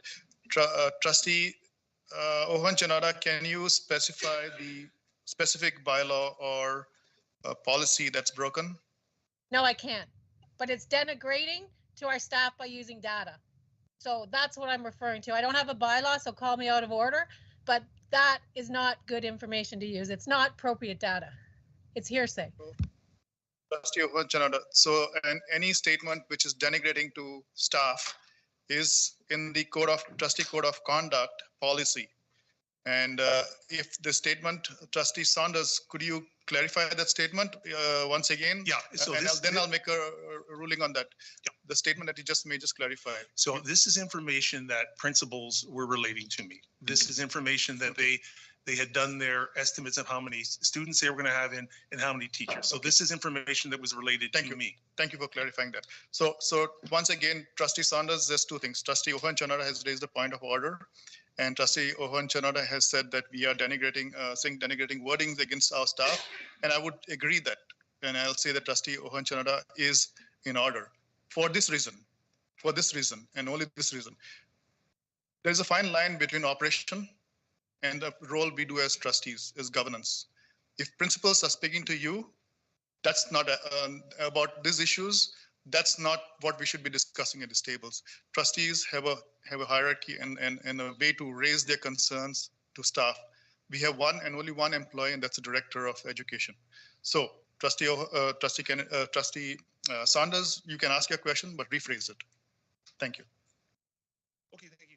Just an issue that, the Education Act, Section 216(1), this is an issue that is in our preview to ask these kind of questions. So I'll just mention that holding the administration accountable for the resources is something. So I'll move away from that question. I do have another quick question. The interest rate or the interest income that we had has increased dramatically, and I didn't understand the answer is it had something to do with capital. When I think Manager Cross mentioned that we're actually paying interest on money we borrowed for capital. So could you just clarify why we have 3 times as much interest as we anticipated, and where is this money coming from, and is this money that the province is keeping? Thank you, Superintendent Lofts. Yes, through you, Mr. Chair. This is not money the province is keeping. It's being reimbursed to us as a board as a result of doing some of our capital projects. So we're having record number of projects going on right now, multi-million-dollar projects, a high school and 2 elementary schools that we're already doing, plus an additional elementary school that we will be starting shortly. So based on those estimates, we will be reimbursed for the revenue or the interest that we've had to borrow for that. The other side of it is too that when we went back and looked at our interest calculations, we saw that we were extremely conservative on the way we calculated it before. So we adjusted accordingly based on the significant increase that we received from for our bank interest. Trustee Saunders, you have just quickly. So we've got the same 4 capital projects I think we had last summer. So something obviously dramatically happened. Like we didn't add any more capital projects. So can you give me an idea of what happened that would generate 3 times as much interest with the funding for these capital projects? Superintendent Lofts. I believe I've already answered the question, Mr. Chair. Thank you, Superintendent Lofts. And with that, Trustee Saunders, your 3 minutes is completed. I do not see any trustees' hand up, so I shall now move on. Trustee Kennedy, you snuck in there, and so you have the floor for question period on the second motion. Trustee Kennedy. Through you, Mr. Chair, legislative grants, they went up 3 million, which is awesome. Just give an idea of what that is. Is it like a one-time? Can we count on this in the future? Thank you, through Mr. Chair, to Trustee Kennedy. It was the enrollment adjustment. So it actually would have been higher if we didn't have the reduction in our declining enrollment. So we lost about 900 or so million, not million, sorry, 900,000 as a result of, because we're no longer declining enrollment because we're up that one student overall as a board. So a large part of that 300 or 400 or so students compared to where we were at estimates versus where we're at revised is a result of just additional funding for additional enrollment. So it's not a windfall per se, it's the result of having our students. And if those students stay here for next year, we will have that interest for, or sorry, that revenue for next year as well. Sorry, through you, Mr. Chair, just to add to that, so there was one element of the special education grant that they did tweak the funding on, and it's the SIP portion. So we did see an increase in the SIP portion of our funding.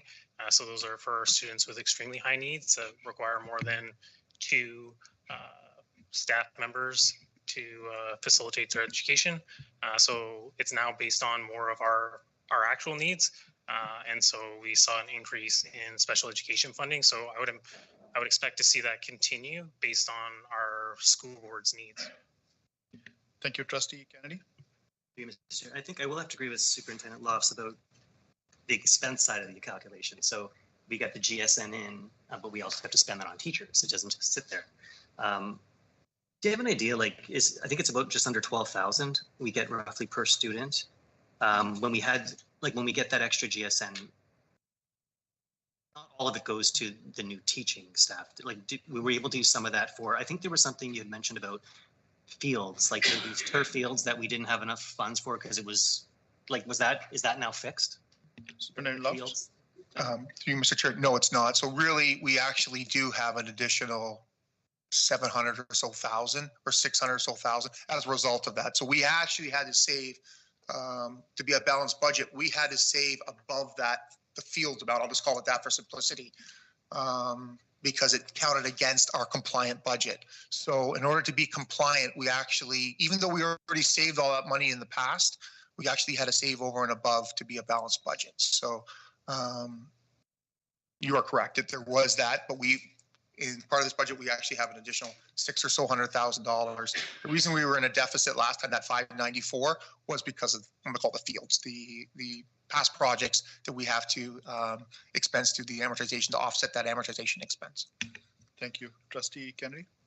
Just wondering about legal expenses. Where would those be? Like, I know they're within a bigger category, but would they all be under one of the bigger categories, or are they spread over many categories? Which one would it be? Superintendent Lofts, or through you, Mr. Chair. So it is spread out depending on the area or department that it relates to. A large portion of it is in our board admin and governance. So you'll see under fees and contractual services, that's the area when you're looking at the different appendices in the budget where legal fees generally sits. So you would see a significant increase in that for board admin and gov. Then there's also some that sits in classroom instruction if it relates to various items like staffing and things of that nature. But the majority of legal fees sits in board admin and gov and in the fees and contractual services section of the budget. Trustee Kennedy? Thank you, Trustee Kennedy. Up next is Trustee Murphy. Trustee Murphy, you have the floor. You have 3 minutes for questions. Run through you. I have a question about sick leave again. Do we know what percentage of the cost of sick leave is the EAP? I'll just remind trustees once again, we are not going to be talking about salaries and benefits. Okay, because this motion is excluding salaries and benefits. So let's stay German to the motion. So that question is salary and benefits. If you have other questions, please go ahead and ask this question. Okay, Thank you, Trustee Murphy. Trustee Carabella, you're up next. You have the floor. Thank you, Mr. Chair. I'm in particular interested in the cost of the equity audit and the report that we had from Koski-Minsky. Is that in this budget, and where is it? And since it took a span of a few years, what is like the total amount? Thank you. Superintendent Lofts. Yeah, thank you, through Mr. Chair. Trustee Carabella, I wasn't prepared to answer that question. It was more on the budget question, so I don't have that detail, particularly spanning over a number of years. Not a number of years, I guess it would have been 2 years. So I don't have that number for tonight. Trustee Carabella. So to follow up, I can get that number from you at another moment. And Lofts. I'll have to take that back and Director Klein. Trustee Carabella has a question. Yeah, we can get that too.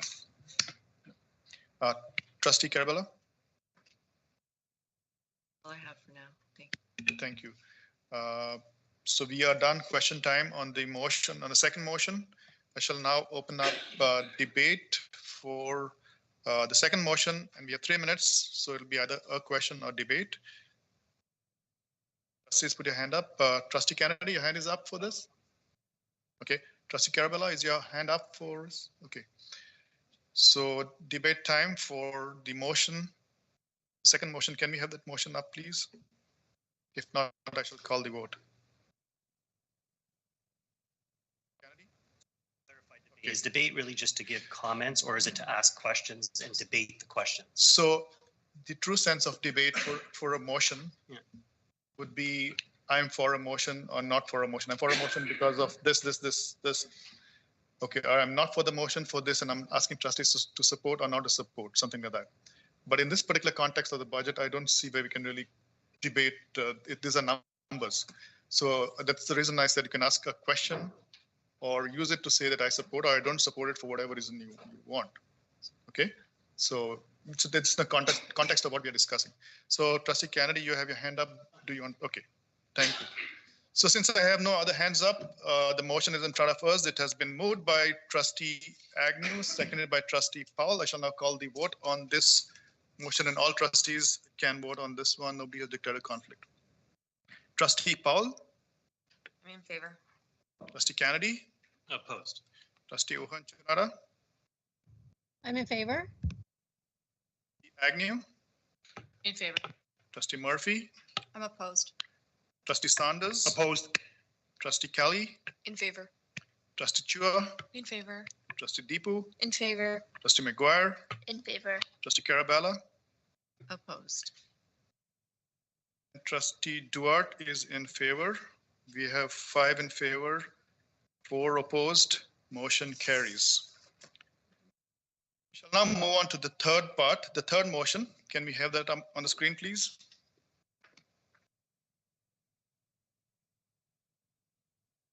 I shall now read the motion. Resolved that the Halton Catholic District School Board approve the use of reserves as follows. $907,288 decrease to capital reserves, $189,235 increase in committed capital project reserves, $718,053 increase to operating reserves. May I ask for removal, please?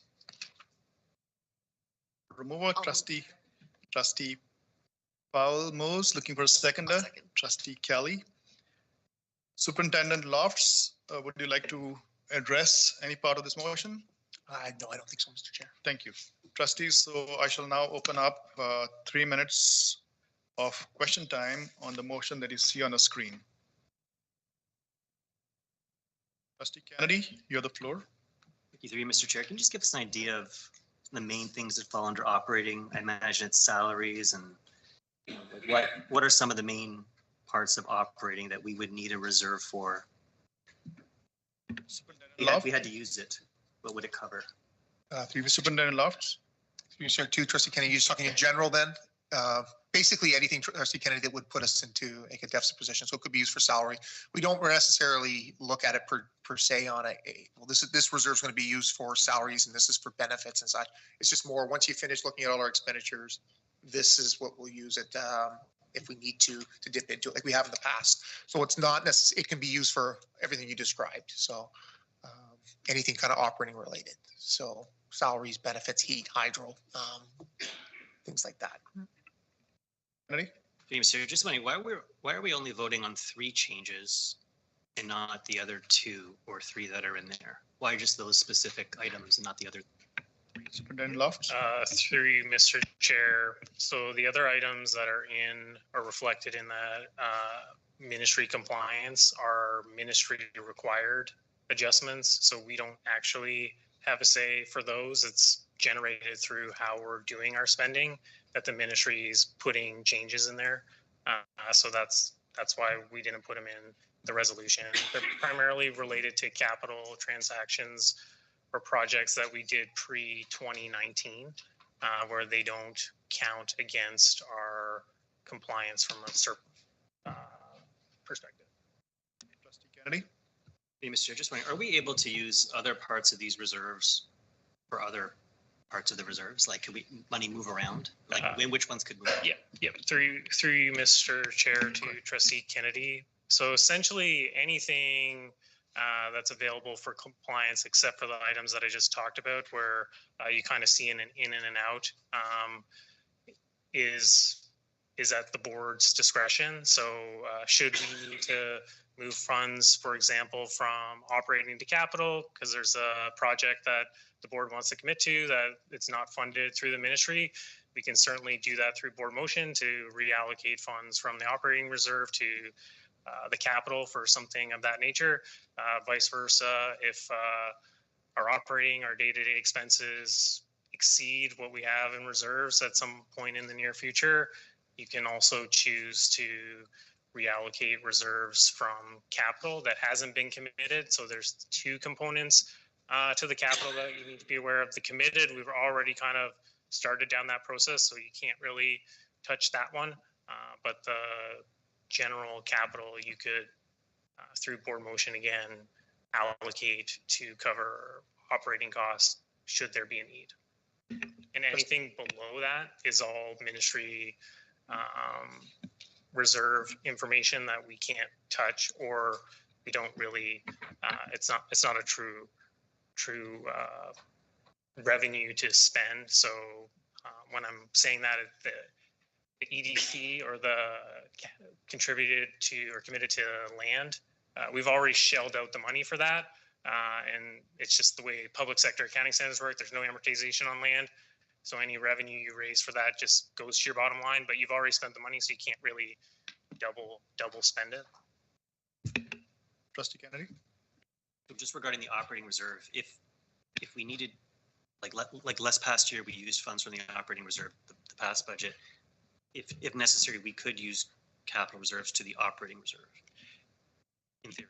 In theory, yes. And you can use those benefit ones as well. Those aren't committed to actual costs. It's just to cover our growing need from an employee future benefit perspective. So those are also available to be used because we only pay that out on an as needed basis. So anything that's internally restricted, which is basically everything above or below the 86,000 that has no restrictions, can be reallocated. Trustee Kennedy? What would be an example of employee future benefit? Yeah, so the first portion of it is for gratuities for retired employees. The previous benefit program allowed them to receive benefits up to the age of 65.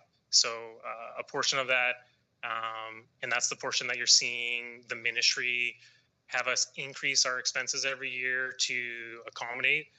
So it's about 16,000, or I think it's down, 116,000 a year. So that covers those costs. So obviously when those retirees lose their benefits, those costs cover that. And then the other portion there is really for WSIB. So when we're seeing these big swings in WSIB, we have money set aside that we can use to apply against that. Trustee Kennedy? Just lastly, so the surplus of 30 million We don't earn interest on that. That just kind of sits in a notional ministry account. We through you, Mr. Chair. So we used to earn interest on it before they introduced the delayed grant payment program. And so once they did that, they basically withheld, excuse me, roughly $25 million of our funding. So it's sitting in the ministry's hands right now. So prior to that, we couldn't earn interest on that full amount, and now we're 25 million less. Trustee Kennedy, done? Thank you, trustees. Up next, Trustee Murphy, you have the floor. Thank you, Mr. Chair. I believe I can ask the EAP question now, correct? In its relation to the cost of sick leave? Does it fit into this, Superintendent Loft? I'm not an expert, so maybe I should take some guidance. I just really want to get just an idea of what proportion of sick leave that it makes up. I can answer the question. Superintendent Loft will answer the question. Well, actually, I don't have the information through you, Mr. Chair, so I don't have that. Is anyone able to get it for me at some future point? Go ahead, Superintendent Oldman. Through you, Chair. EAP does not make up sick leave, to be clear. No, it's an employee assistance program. Yeah. So it's essentially a fringe benefit to staff that is a 365. Okay. Yeah, so it's the EAP is actually the employee assistance program that's offered. It provides confidential 365 24/7 access to. So they're just separate and distinct. I just wanted to help clarify in case that helps. Okay, so then is, I'm sorry if I misunderstood. I thought that, perhaps teachers on sick leave could use the EAP. And so therefore it would make up some component of the cost of sick leave on the budget. Am I correct? May I, Chair? Superintendent Oldman. So the cost, we wouldn't know that data, I guess, ultimately. It's a confidential service, so we really are paying for the provider. So we wouldn't know whether individuals using it are accessing sick leave or not. It's not a requisite, I guess, to be part of it. So I wouldn't know that information, to be honest, because of the confidentiality tied to it. Okay, and that's fair enough, but surely we have a number in relation to the cost of the EAP program and what we're paying the service provider. Yeah, that's not a problem. Sorry, I just was making the separation between sick leave. Yeah, no, that's not a problem. I think that's not a problem to share that back. Okay, thank you. I appreciate that. Thank you, Trustee Murphy. And with that, we do not have any other further hands up. So question time for the motion. So the third motion ends. I shall now open up debate 3 minutes on this motion or a question. Trustees, do we have a question or debate on third motion? Can we have the motion up, please?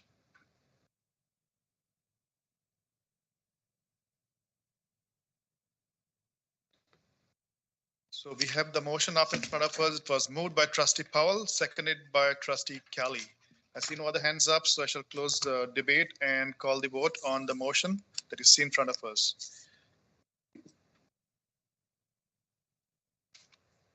Trustee Kennedy? Oh, no, I called the vote on this motion. Opposed. Trustee Chinara? I'm in favor. Agnew? In favor. Trustee Murphy? I'd like to abstain. Trustee Saunders? Opposed. Trustee Kelly? In favor. Trustee Chua? In favor. Trustee Deepu? In favor. Trustee McGuire? In favor. Trustee Carabella? Opposed. Trustee Powell? I'm in favor. Stewart is in favor. So we have 5 in favor, 3 opposed, 1 abstention. Motion carries. Shall now move on to our next order of business. Okay, thank you, Superintendent Lofts and Senior Manager Cross, for presenting and fielding all the questions that we have. And thank you for the work that's done in the background. It's a lot of work, and thank your teams, please. Thank you so much. We shall now move on to our next order of business, which is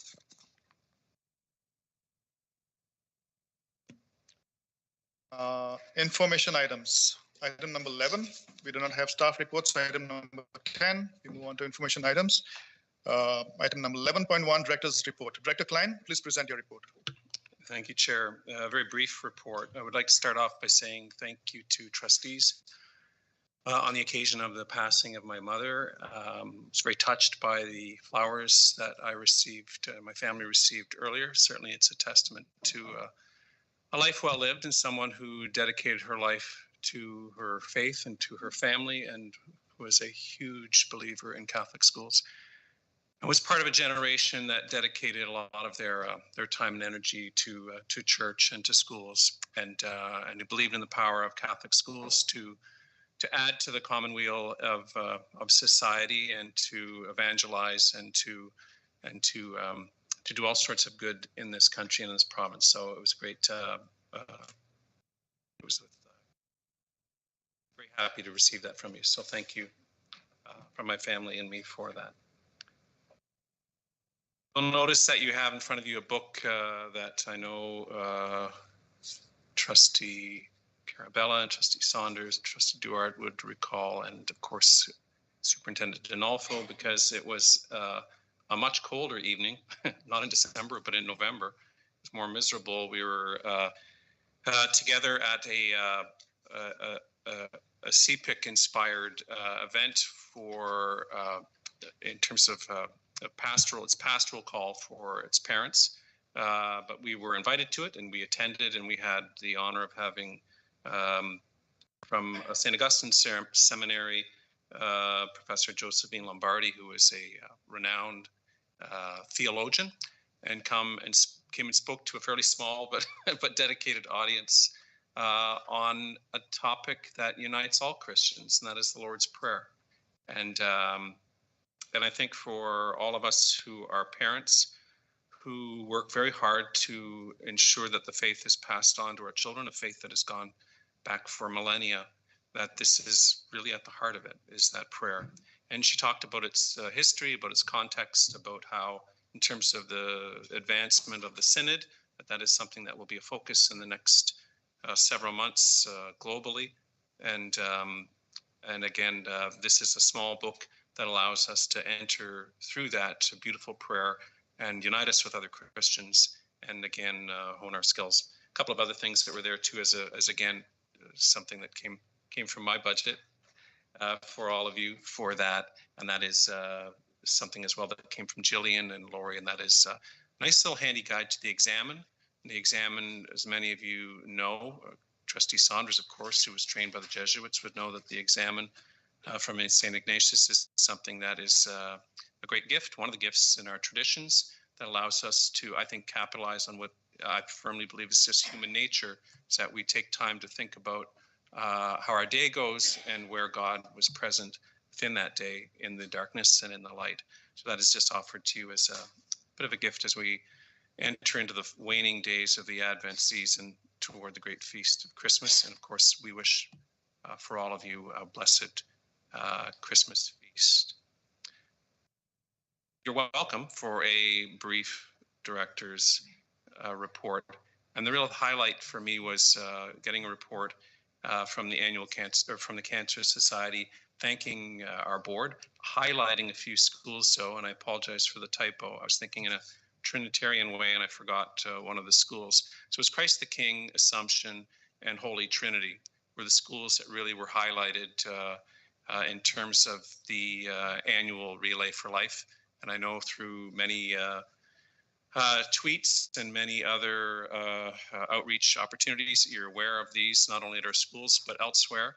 And in the end, we had those schools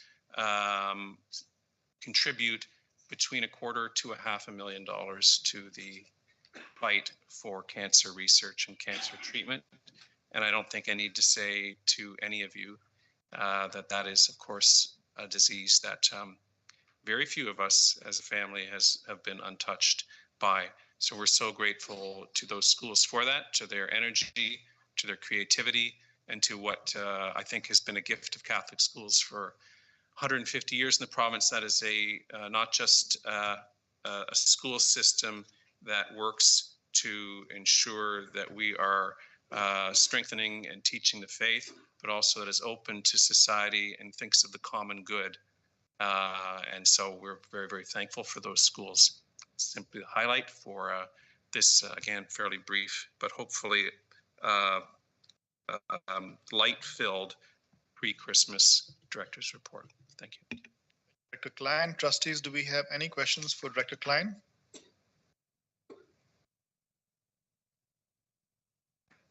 If not, thank you, Director Klein, for presenting your report.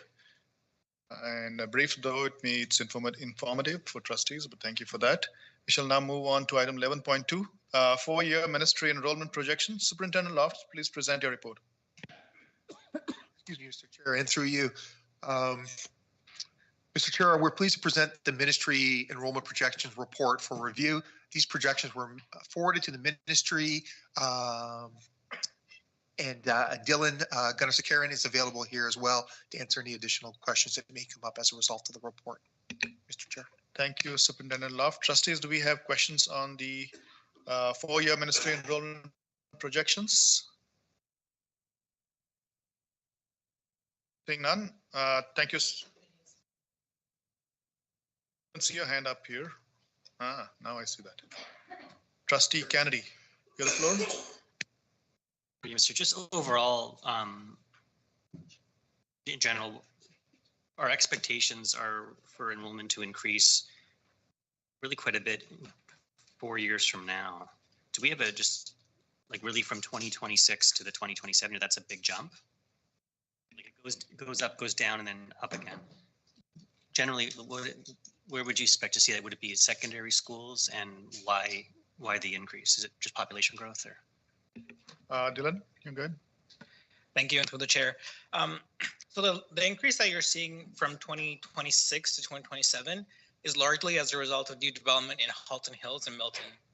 So in 2027, we'll see Vision Georgetown come online, as well as developments in the Milton area. So the Britannia Secondary Plan, Trafalgar Secondary Plan, and those have a high number of residential units. So that's why you see that big increase for 2027. Thank you, Trustee Kennedy.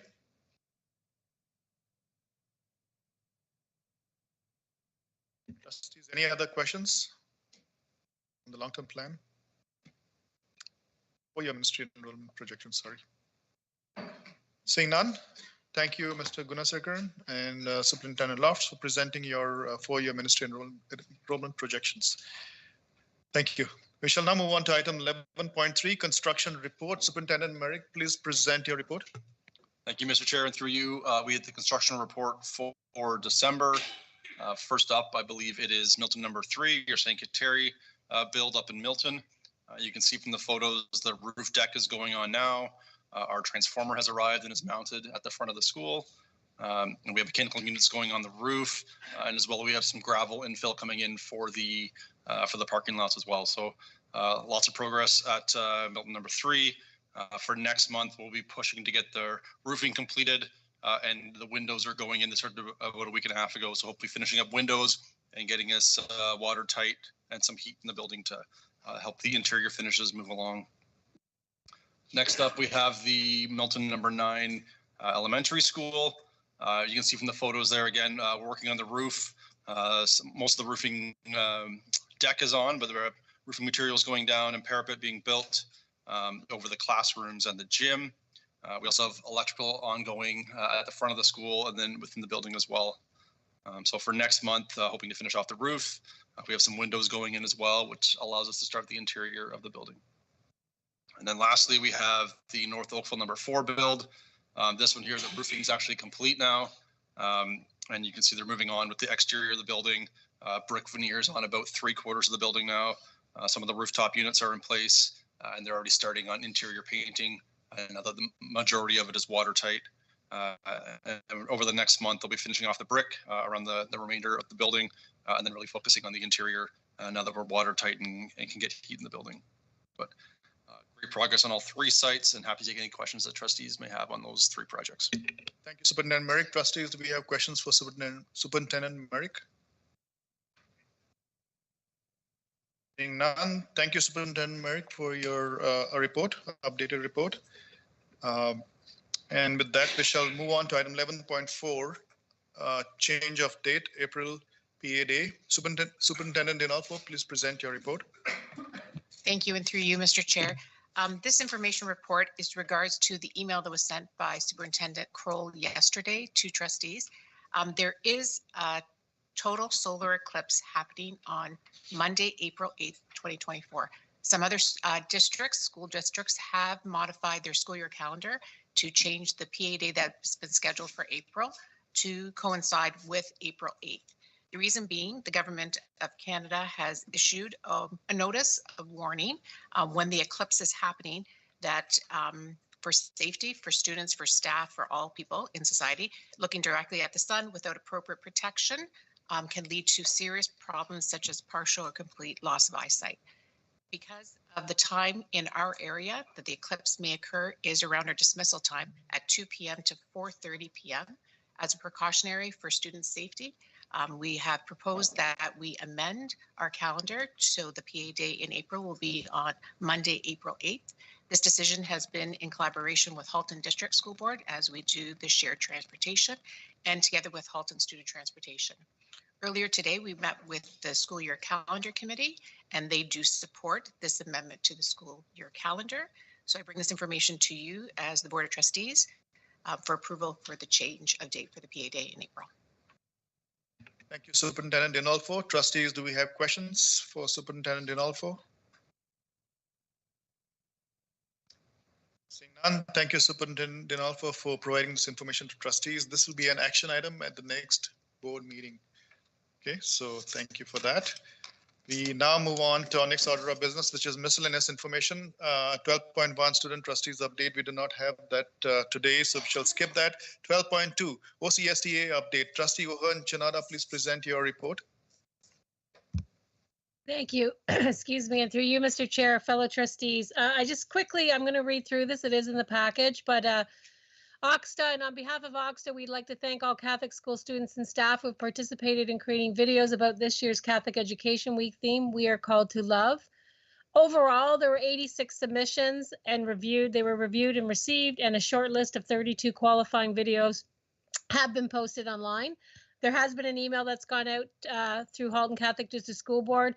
It provides the link, but the link is also in the package below. We only have until Friday, December 22nd at midnight. Very proud of Halton Catholic and all the submissions that we've had through our staff and students. So we appreciate that very much, very, very much. OXTA has shared comprehensive submissions with appropriate government officials on the 2024-2025 Grants for Student Needs, GSN, the 2024 Provincial Government Pre-Budget Consultation, and Accelerated Apprenticeship Pathway Consultation as well. They responded to a number of regulations flowing from Bill 98. These submissions can be found on the OXTA website under the Advocacy tab. So please take a look when you get a minute. 2024 OXTA Catholic Trustees Seminar, January the 19th to the 20th, 2024. Friday will be an information-packed day with 3 group sessions in addition to the concurrent workshops. Keynote, Key Advocacy and Communication, Roles of Catholic Trustees by Neil McCarthy. Plenary, Impact of Changing Demographics, New Data for Catholic School Boards, that's Jack Amendolia. And Plenary, Artificial Intelligence, K-12 Implications, Tom D'Amico.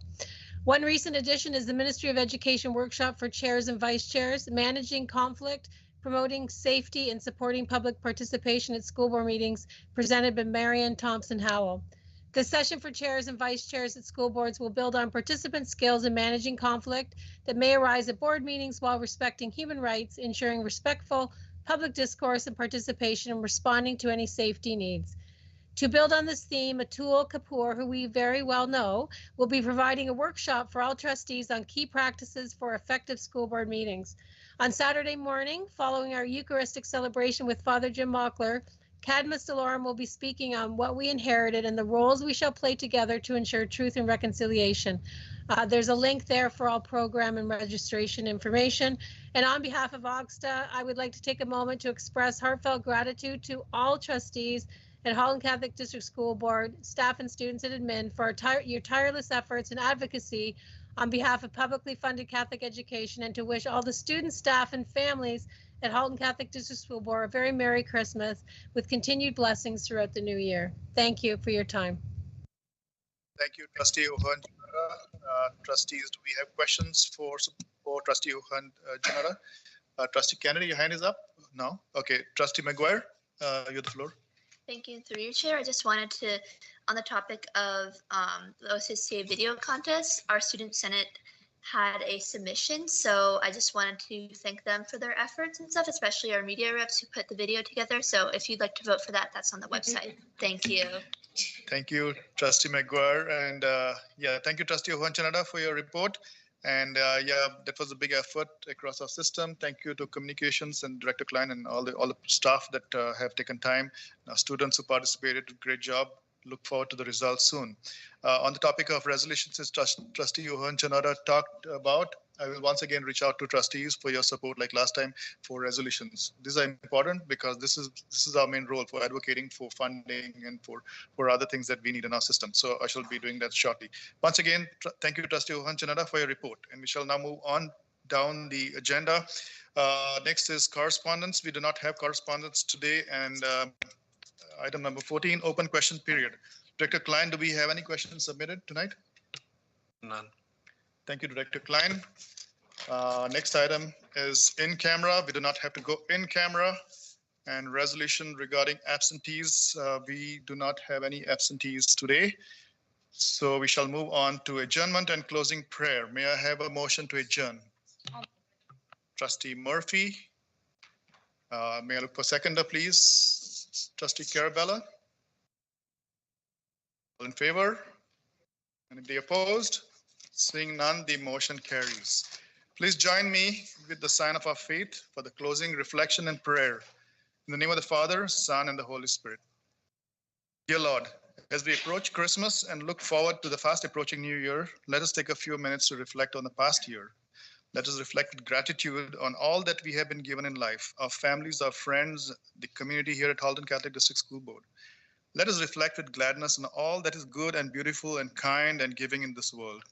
Let us reflect with hope on the transformational time in which we live, filled with innovation, advancements, and endless possibilities. And as we make this reflection, let us pray for peace in the world. Let us pray for the health, happiness, and well-being of our HCDSP community. Let us pray for support in our mission to make Halton Catholic District School Board a place of great learning, producing the next generation of thinkers and leaders with a strong calling to make the world a better place. And finally, let us close this year and look forward to the new year with a renewed sense of purpose and hope and giving. Whether our impact is big or small, affecting many or affecting one, let us use our time, talents, and treasures to make a difference in the world. Glory be to the Father, and to the Son, and to the Holy Spirit, as it was in the beginning, is now, and ever shall be, world without an end. Amen. Merry Christmas and a Happy New Year to you and your families. Have a wonderful and safe Christmas holiday. Thank you. Great meeting. Good night.